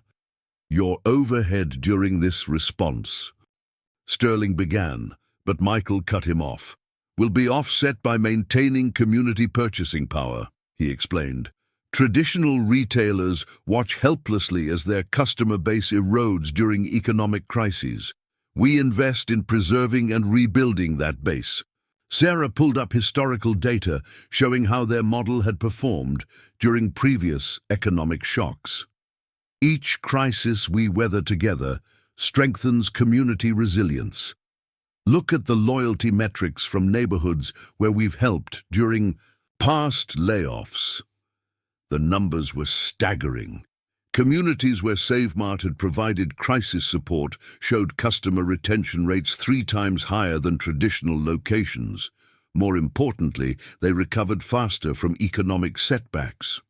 "But it's more than numbers," Michael added softly, watching a group of former program participants now helping newly displaced workers. "We're breaking the cycle of crisis and collapse that traditional business models accept as inevitable." Sterling observed everything with growing comprehension. His eyes lingered on a mother holding her children close, fear evident in her expression as she approached the help desk. But instead of finding cold bureaucracy, she encountered immediate understanding and practical assistance. "I've spent my career maximizing shareholder value," Sterling said finally, his voice thoughtful. "But I've never seen value created quite like this. You're not just running a profitable business. You're generating social capital that appreciates over time." A loud cheer erupted from the job training center. Lisa rushed over to report. "First placement. Tom from accounting already got hired by one of our small business partners. Full benefits starting Monday." The news rippled through the store, lifting spirits and reinforcing hope. This wasn't just crisis response. It was community resilience in action. As evening approached, Sterling sat in Michael's office, his suit jacket draped over a chair, tie loosened. The day's events had left an indelible impression. Through the window, they could see the store's parking lot transformed into an impromptu job fair, with local businesses setting up tables under hastily erected tents. "I need to show you something else," Michael said, pulling out a worn leather folder from his desk. "This is what I found that rainy night 4 years ago when I went undercover in my own store." Inside were the original handwritten notes from Sarah and her team, documenting every person they'd helped, every rule they'd bent, every life they'd touched. The pages were filled with careful calculations showing how they'd managed to provide assistance while maintaining the store's profitability. They weren't breaking policy out of defiance, Michael explained. They were innovating within constraints, finding ways to serve human needs while protecting the business. That's when I realized we didn't need to choose between profit and purpose. We needed to reimagine how they could serve each other. Sterling picked up a photograph, paper-clipped to one of the pages. A younger Richard, still homeless, being helped by the night crew. And now he runs your international program development, he mused. That's what traditional metrics miss, Sarah added, entering with fresh data from the crisis response. Every person we help becomes a potential source of innovation, leadership, and growth. Richard didn't just become a success story. He created a whole new model for community engagement that we're now implementing globally. Marcus joined them, his tablet displaying real-time updates from other SaveMart locations. The Wilson manufacturing response is spreading through our network. Stores in similar communities are proactively preparing for potential plant closures in their areas. We're turning crisis response into crisis prevention. Sterling studied the data scrolling across Marcus's screen. These patterns, they're not just about retail performance. You're actually strengthening the entire local economy. Exactly, Michael confirmed. When a traditional store faces declining sales, they cut costs and reduce services. We invest more heavily in community resilience, which protects our long-term market sustainability. Sarah pulled up a visualization showing the ripple effects of their programs. Look at this.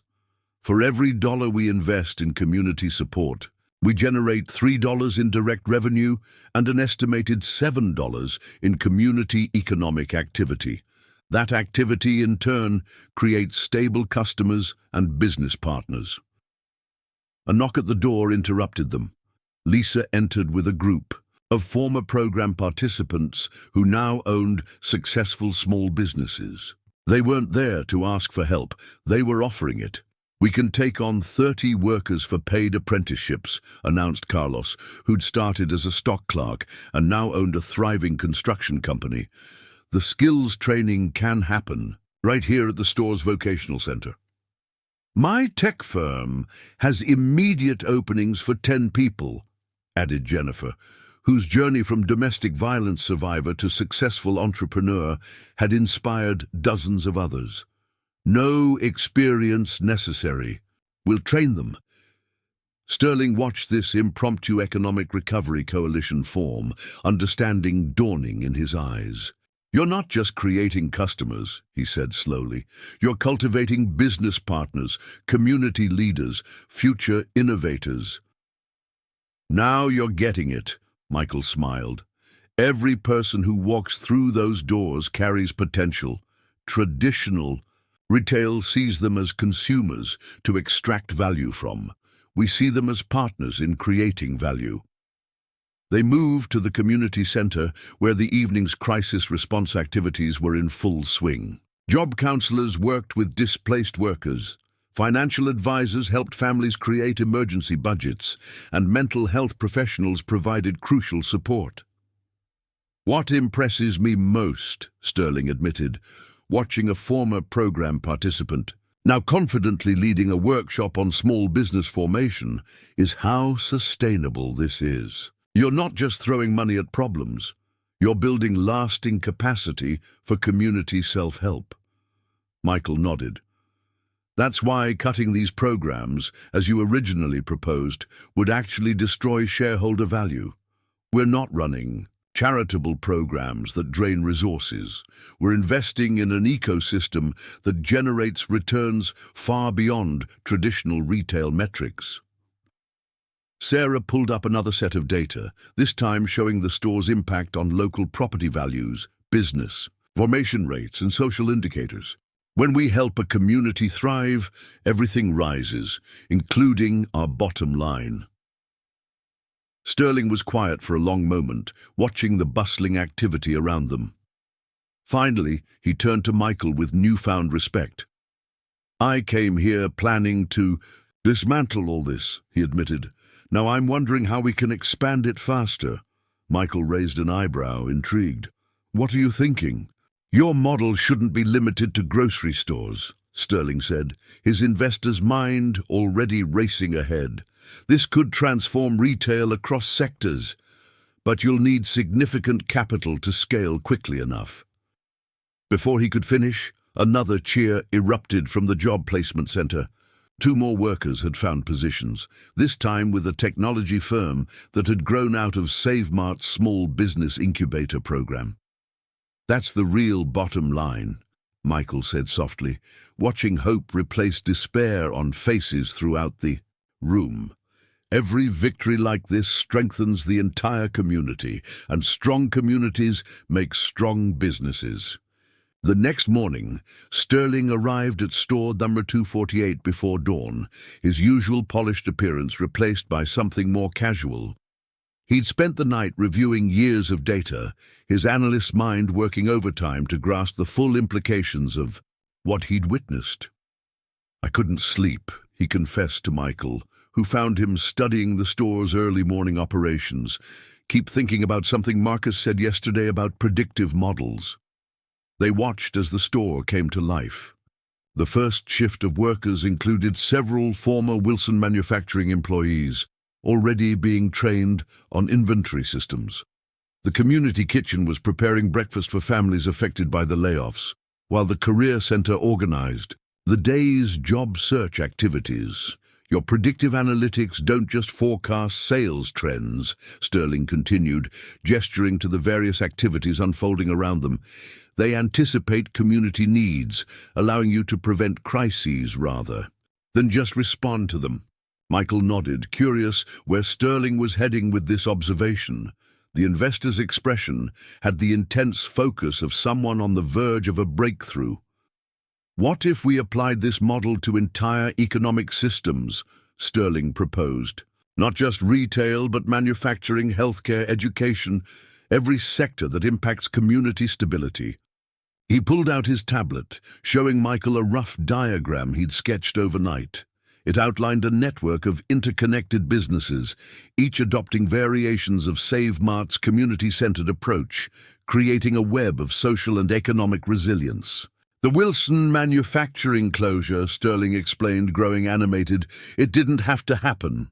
If they'd had access to your community engagement metrics, they might have seen the warning signs earlier, found ways to adapt rather than shut down. Sarah arrived, catching the tail end of Sterling's statement. Actually, she interjected, we did see it coming. Our community pulse monitoring picked up signs 3 months ago. Increased use of emergency food assistance, shifts in purchasing patterns, stress indicators in our social service referrals. Exactly, Sterling exclaimed. You're not just running a grocery store. You've created an early warning system for community economic health. What if we could expand that capability across industries? They moved to the data center, where Marcus was already at work. The screen showed not just store number 248's metrics, but data from their entire network of community-centered locations. Each store acted as a sensor, detecting and responding to changes in community well-being. Look at this pattern, Marcus demonstrated, pulling up a visualization. When we correlate our community support data with traditional economic indicators, we can predict neighborhood-level economic challenges months before they show up in official statistics. Sterling's eyes lit up. And if we had this kind of sensing network across multiple business sectors, we could prevent economic disasters before they happen, Michael finished, catching Sterling's vision. But it would require a fundamental shift in how businesses view their role in the community. Just then, Lisa rushed in with unexpected news. A group of business leaders from the local Chamber of Commerce had arrived, wanting to learn more about SaveMart's crisis response system. The Wilson manufacturing situation had caught their attention, particularly how quickly and effectively the store had mobilized resources. This is perfect timing, Sterling said. May I? Michael gestured for him to take the lead, curious to see how his former opponent would present their model to potential converts. Sterling addressed the business leaders with passionate conviction. His Wall Street expertise now focused on a different kind of value creation. He walked them through SaveMart's approach, emphasizing how community investment generated sustainable returns while building economic resilience. "We've been thinking about community support as charity," he explained, "when we should see it as infrastructure. Every dollar invested in community resilience is protection against market volatility, consumer instability, and talent loss." The business leaders, initially skeptical, became increasingly engaged as Sterling showed them the data. A real estate developer realized how SaveMart's programs had stabilized property values in troubled neighborhoods. A manufacturing executive saw how the job training program could help him address skilled labor shortages. "But here's the real opportunity," Sterling continued, pulling up Marcus's predictive models. "By working together, sharing data and resources, we can create an early warning system for economic challenges. Instead of each business fighting for survival during downturns, we build collective resilience." Michael watched in amazement as Sterling, the man who'd arrived ready to dismantle their community programs, now passionately advocated for their expansion. The business leaders began discussing how they could adapt SaveMart's model to their own operations, seeing the potential for both profit and purpose. "We'll need to create a framework for collaboration," Sterling acknowledged, already thinking through the logistics. "Legal structures, data sharing agreements, resource pooling mechanisms. But imagine the possibilities. A business community that grows stronger by investing in human potential." As the discussion continued, Michael noticed Richard standing quietly in the doorway, a knowing smile on his face. The former collector who'd inspired so much change was witnessing his vision multiply beyond anything he could have imagined that rainy night. 1 month after Sterling's transformation, Store Number 248's community center hosted an unprecedented gathering. CEOs from 12 major companies sat alongside small business owners, community leaders, and program participants. The room hummed with energy as Sterling, now fully committed to the cause, presented their ambitious plan. "The Community Resilience Network," he announced, standing before a detailed digital visualization. "A collaborative framework that turns business resources into engines of social stability and economic growth." The presentation showed how SaveMart's model could be adapted across different industries. A struggling shopping mall had already begun converting empty spaces into skills training centers. A manufacturing plant was implementing preventive community support programs to maintain workforce stability. "But here's where it gets interesting," Marcus interjected, pulling up new data streams. "Each participating business becomes a node in our early warning system. We can now detect and respond to community challenges before they become crises." He demonstrated how their integrated dashboard tracked multiple indicators of community well-being: employment patterns, financial stress signals, health trends, and educational outcomes. The system could identify emerging problems and automatically coordinate resources from multiple businesses to address them. "Last week," Sarah added, "our network detected increasing financial stress in the Henderson district. 3 years ago, that would have meant waiting for businesses to fail and jobs to disappear. Instead, we mobilized preemptive support." The screens showed how different businesses had responded. A local bank provided emergency financial counseling. A healthcare company organized preventive care clinics. SaveMart expanded its job training programs. Each business contributed what it did best, creating a safety net that preserved both community stability and their customer base. "But the real innovation," Sterling continued, is in how we're restructuring business incentives. Traditional metrics reward cost-cutting and short-term profits. Our framework measures and rewards community impact as a driver of sustainable growth. He introduced Claire Martinez, CEO of a regional manufacturing company who'd initially been skeptical of the model. She shared how implementing community support programs had solved her company's chronic labor shortage while reducing turnover costs. "We used to spend millions on recruitment and training," Claire explained. "Now we invest that money in our community, and qualified workers come to us. More importantly, they stay with us because we're part of their support system." A real estate developer described how property values had stabilized in areas where the network operated. A healthcare executive showed data linking community support programs to reduced emergency room visits and better health outcomes. Michael watched as business leaders who'd once competed now planned collaborative initiatives. The owner of a tech startup offered to create apps for small businesses. A construction company proposed apprenticeship programs. Each contribution strengthened the network's collective impact. "But we're just getting started," Sterling announced, revealing the next phase of their plan. "We're establishing the Community Resilience Investment Fund. Traditional investors see social programs as costs. We're going to prove they're high-yield investments in market stability." The fund would provide capital for businesses to implement community support programs, with returns measured in both financial and social metrics. Sterling had already secured commitments from major institutional investors intrigued by SaveMart's demonstrated success. Jason stepped forward to share how the model was evolving at the ground level. The job training program had expanded beyond retail skills to include healthcare, technology, and skilled trades. Participants could now access training and opportunities across the entire business network. "Last month," he reported proudly, "we placed more people in good jobs than the state employment agency. But we didn't just find them jobs, we connected them to a support system that helps them succeed long-term."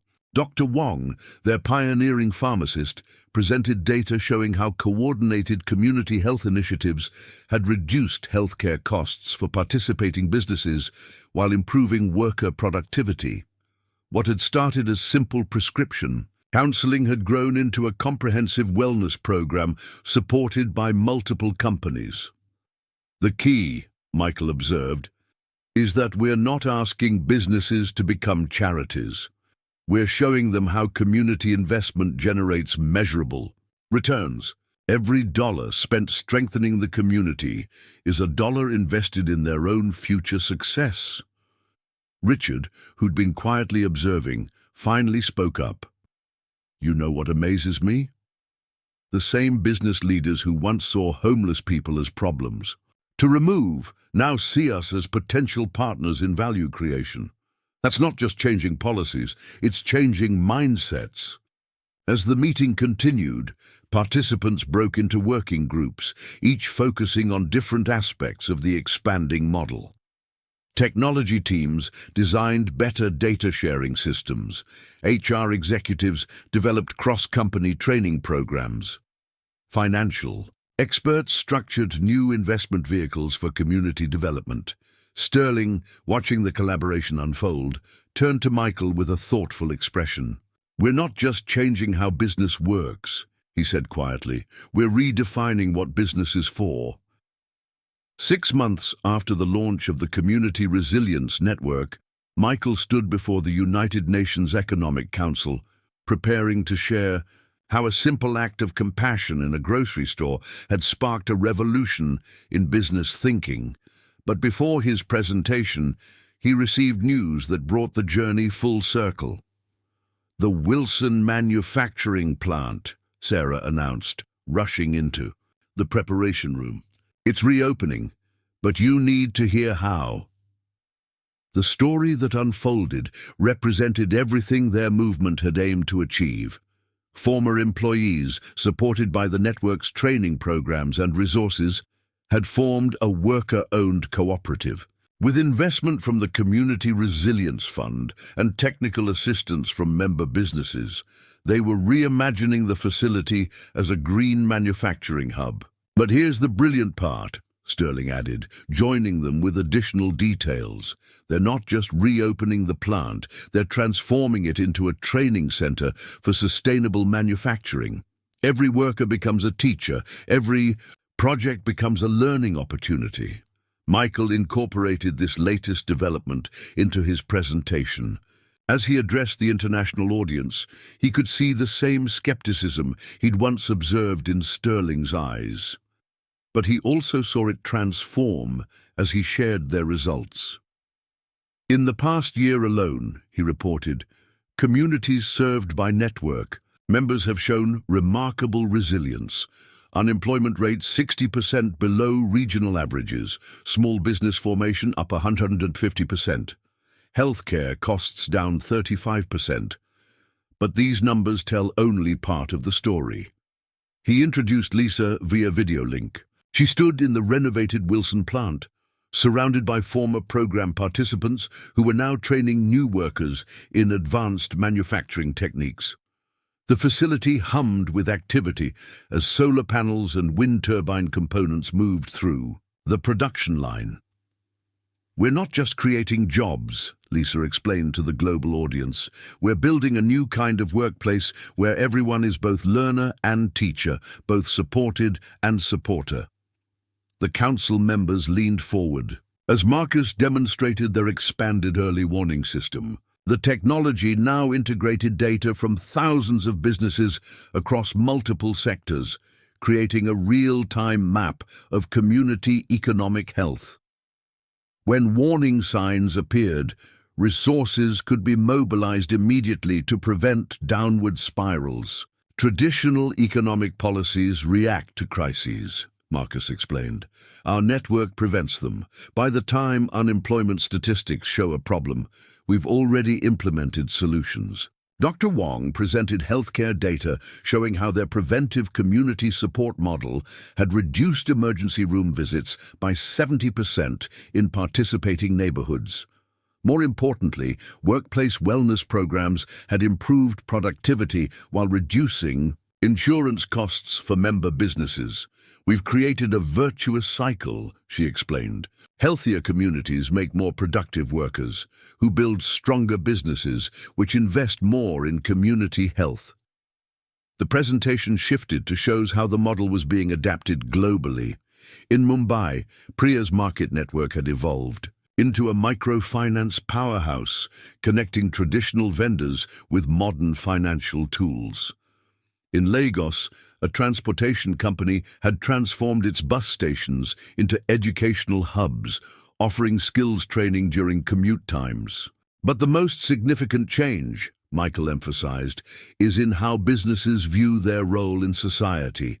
We're moving beyond corporate social responsibility to what we call integrated community value creation. He showed how traditional business metrics were being redefined. Customer lifetime value now included the multiplier effect of community support. Return on investment calculations incorporated the cost savings from prevented crises. Risk assessments factored in community resilience. Indicators. Sterling took the podium to address the financial aspects. As an investor, I once saw community support as a drain on profits. Now I understand it's the foundation of sustainable profitability. We're not just funding businesses, we're investing in ecosystem resilience. The Council's questions revealed both interest and concern. How could this model be scaled? What were the regulatory implications? How could it be adapted for different economic systems?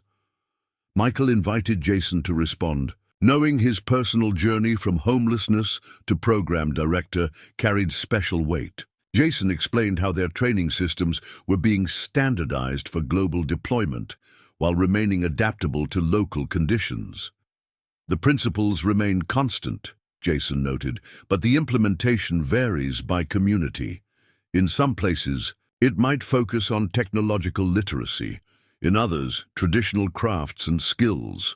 The key is listening to local needs and building on existing strengths. Richard, now heading their international adaptation team, shared how they were creating regional knowledge networks. Success stories and lessons learned in one location could quickly benefit communities worldwide. We're building more than a business network, Richard explained. We're creating a global infrastructure for human potential development. The council session concluded with an unexpected announcement. The United Nations would establish a task force to study the network's model for potential integration into international development frameworks. What had started as one store's compassionate response to community needs was evolving into a blueprint for sustainable economic development. Michael stood in store number 248's newly expanded observation deck, watching the sunset paint the sky in brilliant hues. 5 years had passed since that rainy night when he discovered his employees' secret acts of compassion. The store below him hummed with activity, but it was no longer just a grocery store. It had become a living laboratory for the future of business. "Remember when this was just a storage area?" Sarah asked, joining him at the window. They could see clear across the transformed neighborhood, where vacant lots had become community gardens, and abandoned buildings now housed thriving businesses launched by program graduates. "Got something to show you," she continued, pulling up a holographic display that filled the air between them. "Our first comprehensive 5-year impact report." The data told a story that even Michael, with all his optimism, hadn't dared to imagine. In communities where their model had been fully implemented, poverty rates had dropped by 40%. Small business survival rates had doubled. Health outcomes had improved so dramatically that insurance companies were offering special rates to businesses that participated in the network. "But here's what really matters," Sarah said, zooming in on a particular data set: second-generation impact. The visualization showed how program participants' children were thriving. Higher education rates, better health outcomes, increased entrepreneurship. The impact was cascading through generations. Children who had once done homework in the store's cafe while their parents attended job training were now returning from college to start their own businesses. A knock at the door interrupted them. Marcus entered with an unusual group, a delegation of economic ministers from several countries, accompanied by Sterling and Richard. "Had to show them this view," Sterling explained. "From here, you can see every phase of our evolution." He pointed to different areas of the neighborhood. The original store, now a heritage site of sorts, still operated with its full complement of community programs. Next to it, the former Wilson manufacturing plant had become a thriving green technology hub, its worker owners leading the region in sustainable manufacturing practices. "Minister Chen," Richard addressed one of the visitors, "you asked how we measure success. Look there." He directed their attention to a new building rising nearby, the Community Resilience Institute, a research and training center where businesses from around the world could learn to implement their model. "But the real proof," Michael added, "is in the stories that numbers can't capture." He led the group downstairs to the store's heritage wall, which had grown into a multimedia installation documenting their journey. Videos played silently, showing key moments: the night crew helping Richard years ago, the Wilson manufacturing crisis response, the first international adaptations of their model. "Each of these stories," Michael explained, "represents a point where traditional business logic would have said no. Fire the rule breakers, cut the community programs, prioritize short-term profits. Instead, we asked, what if business could serve a higher purpose while remaining profitable?" Lisa appeared, now the Institute's Director of Innovation, with fresh data from their global network. "We're seeing something remarkable," she reported. As businesses adopt our model, they're not just becoming more resilient, they're becoming more innovative. When you invest in human potential, you unlock creativity you never knew existed. She showed how former program participants were now leading sustainability initiatives, developing new technologies, and creating business models that merged profit with purpose. The network had become a self-reinforcing ecosystem of innovation and social progress.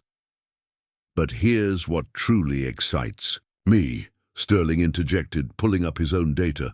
The financial markets are finally catching up to what we discovered. Traditional investors once saw community investment as charity. Now they recognize it as risk mitigation and market development. He displayed trends showing how companies that adopted their model were outperforming traditional businesses in long-term stability and growth. The Community Resilience Investment Fund had grown into a major force in global finance, proving that social impact and financial returns could grow together. "You know what I think about sometimes?" Michael said quietly, as they watched a new group of program participants receiving their certifications in the training center. "That first night, when I heard those boys talking about Richard, if I'd followed standard protocol, if I'd just had security remove him." "But you didn't," Sarah finished. "You chose to listen, and that choice created a ripple effect that's still growing." The economic ministers asked penetrating questions about implementation challenges, regulatory frameworks, and scalability. But their attention kept returning to the human element, how a business model based on compassion and community investment could produce such powerful economic results. The old model saw business and community as separate entities, Michael explained. "One extracted value from the other. We've proven that they can grow together, each making the other stronger." As evening fell, the store's lights came on, creating a warm glow that spread across the neighborhood. In homes and businesses throughout the community, people were building better lives because one rainy night, a group of employees had dared to believe that a grocery store could be more than just a place to buy food. On the 10th anniversary of that transformative rainy night, Michael found himself back in store number 248's employee break room, holding a familiar baseball cap. The cheap polyester uniform he'd worn during his undercover journey was now enshrined in a small display case, along with other artifacts from their origin story. "Going undercover again?" Sarah teased, finding him lost in thought. She'd aged gracefully over the decade, her authority now matched by wisdom earned through countless challenges and victories. "Actually, yes," Michael replied, surprising her. "But this time, it's different." He explained his plan. The Community Resilience Network now encompassed thousands of businesses across the globe. But Michael worried that as they grew, they might lose touch with the ground-level truths that had sparked their revolution. He'd decided to go undercover again, this time in various network locations worldwide, to ensure their model remained true to its roots. "First stop is our newest location in Detroit," he continued. "They're converting an abandoned auto plant into a community enterprise hub. I want to experience it as a participant, not a CEO." Sarah nodded approvingly, then gestured for him to follow. In the store's main area, a celebration was taking shape. Program participants past and present had gathered for the anniversary, their success stories creating a living testament to the power of compassionate commerce. Richard, now silver-haired but still energetic, was giving a tour to a group of business school students. "10 years ago," they heard him say, "I was collecting cans to survive. Today, I'm helping design economic systems that ensure nobody has to do that again." The students furiously took notes as Richard explained how their model had evolved. He showed them the store's latest innovation, a holographic visualization system that displayed real-time community impact data. Every transaction, every interaction, every program outcome contributed to a living map of social and economic transformation.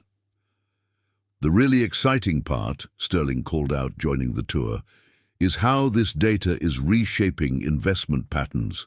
The former corporate raider, now a leading advocate for social impact investing, explained how their metrics had become the new standard for evaluating business success. Michael watched as Jason led another group through the job training center, which had expanded to occupy an entire floor.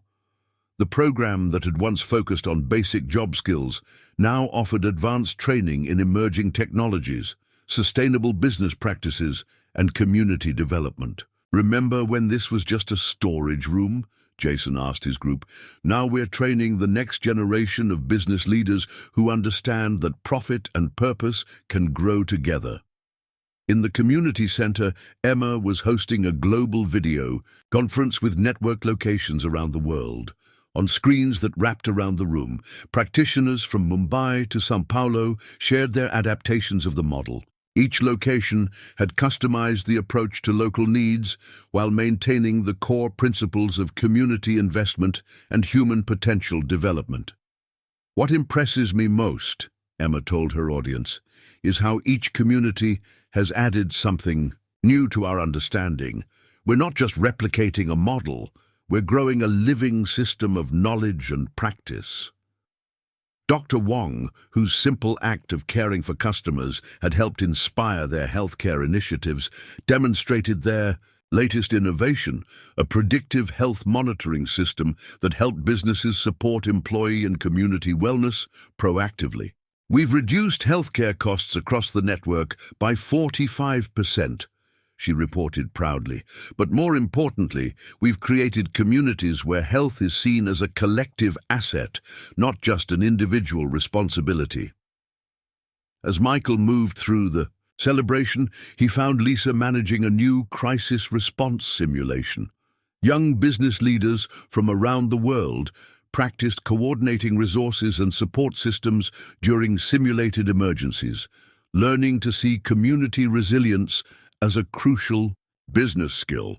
"The best part," Lisa explained to her trainees, "these aren't hypothetical scenarios. Every simulation is based on a real crisis that our network has helped communities overcome. We're building muscle memory for compassionate commerce." The entrance, Marcus had set up a demonstration of their latest technology, an artificial intelligence system that helped businesses identify opportunities for community investment. But unlike traditional AI focused solely on profit optimization, this system was trained to recognize and nurture human potential. Traditional business AI asks, "How can we maximize extraction?" Marcus explained to a group of tech executives. "Our system asks, how can we maximize mutual growth?" As evening approached, Michael gathered everyone in the store's central atrium.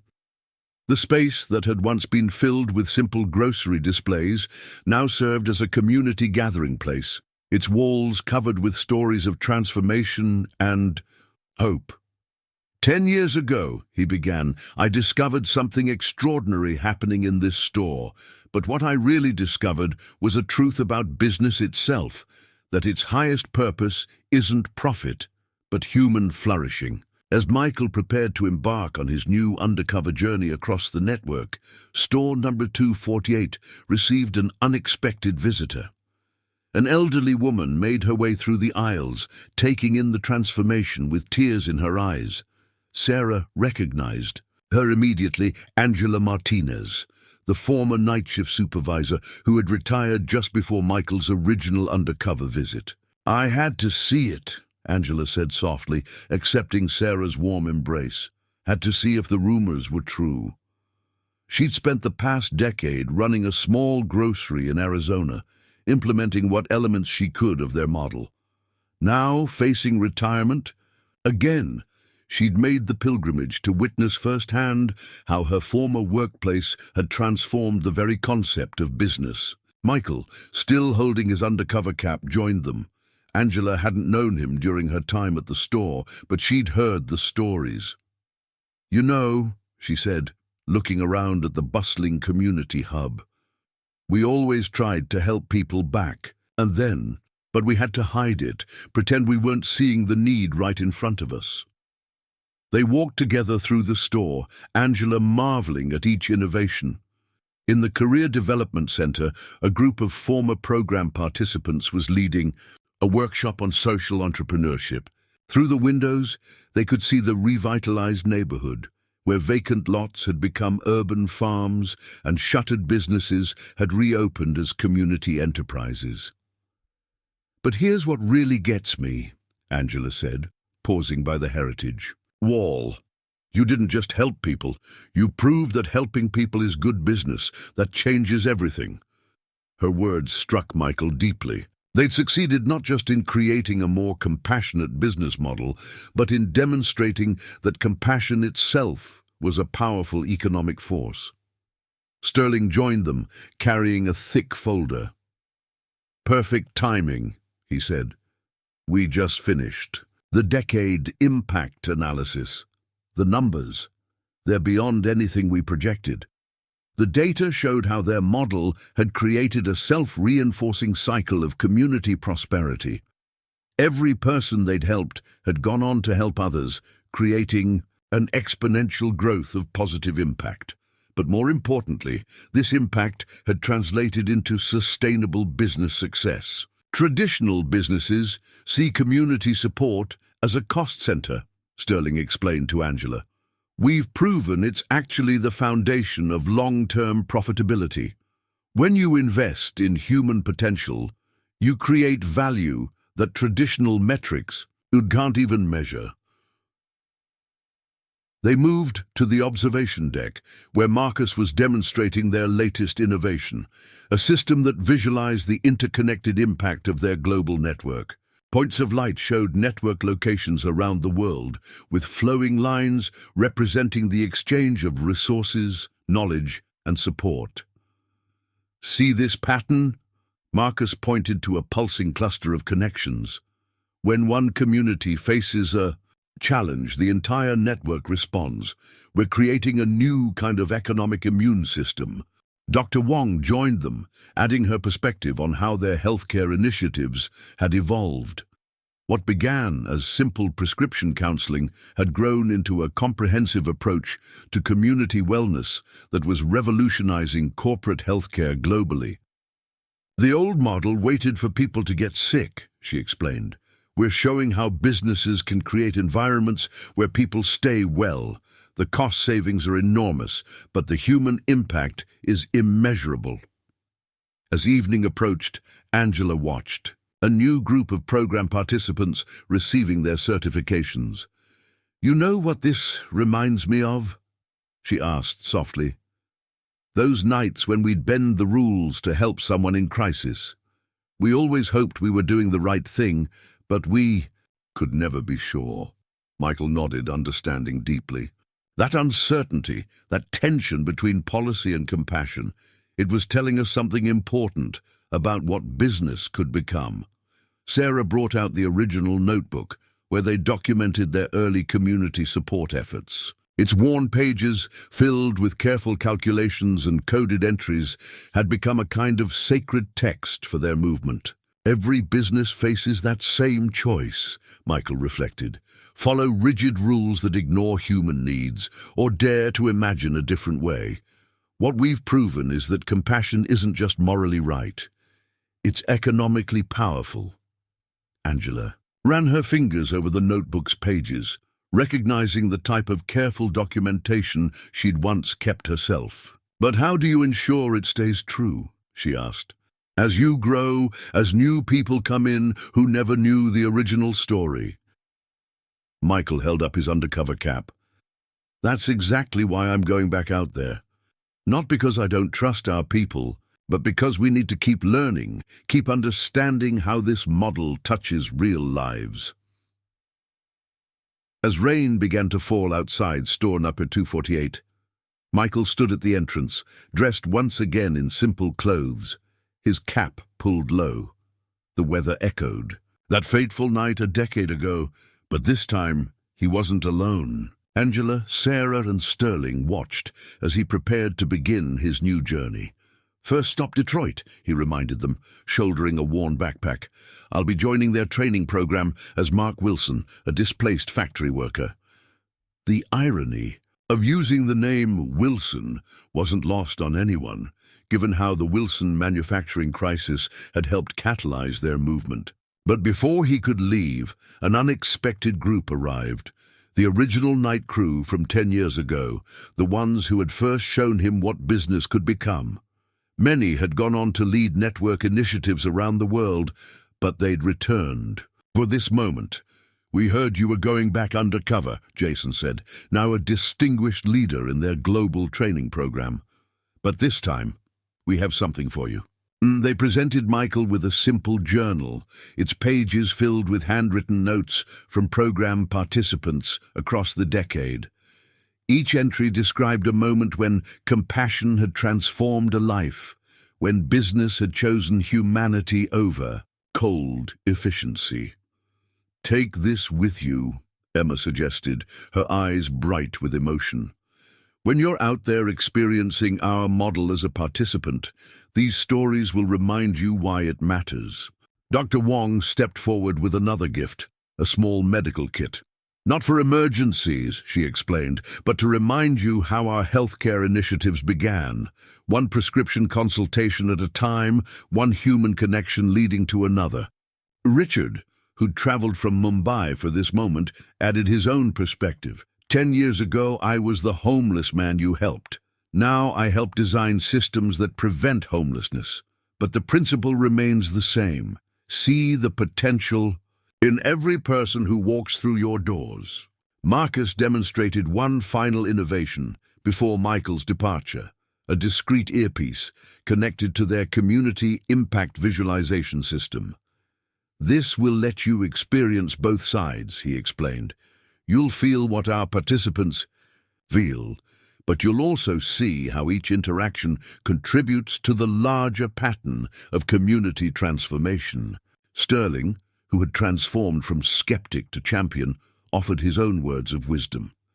"When I first evaluated this store, I only saw inefficiencies. Now I understand what looks like inefficiency in a traditional business model is actually investment in human potential." Sarah presented Michael with an updated version of their original resource guide, now expanded into a global playbook for compassionate commerce.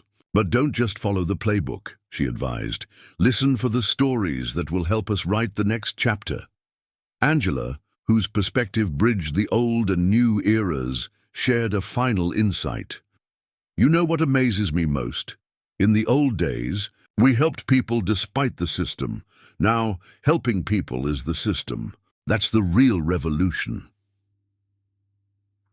As Michael prepared to step out into the rain, the store hummed with activity around him.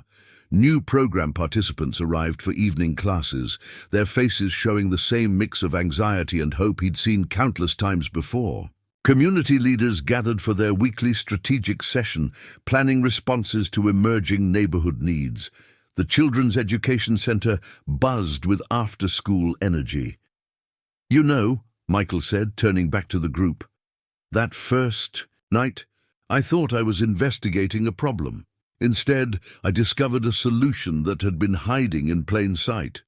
Business doesn't have to choose between profit and purpose. When we invest in human potential, we create value that transcends traditional metrics."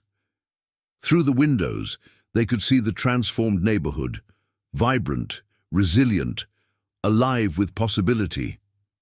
The urban farm cooperative was preparing for harvest. The small business incubator buzzed with entrepreneurial energy. The community health center welcomed a steady stream of visitors. "But our real success," he continued, "isn't in the buildings we've transformed or even the programs we've created. It's in proving that compassion is not just compatible with business, it's essential to business. Every act of kindness, every investment in human potential creates ripples that strengthen the entire economic ecosystem." The rain intensified, But Michael didn't mind. It felt right, completing the symmetry with that first transformative night. As he stepped out into the weather, he heard Sarah call out one last time. "Remember," she said, her voice carrying over the sound of the rain, "you're not just going undercover to observe. You're going to experience firsthand how our model changes lives. That's knowledge we can never get from spreadsheets and success. Metrics." Michael nodded, pulled his cap lower, and walked into the rain. Behind him, store number 248 glowed like a beacon in the gathering darkness, its light reaching out to welcome anyone in need of help, hope, or a chance to begin again. The story that had begun with one man's discovery of hidden compassion had grown into a movement that was redefining the relationship between business and community. But its essence remained the same: the recognition that every person who walks through a business's doors carries untapped potential, and that nurturing that potential is both a moral imperative and a pathway to sustainable prosperity. As Michael disappeared into the rainy night, the store continued its work of transforming lives, one human connection at a time. The revolution that had started in a simple grocery store was far from over. It was just beginning its next chapter.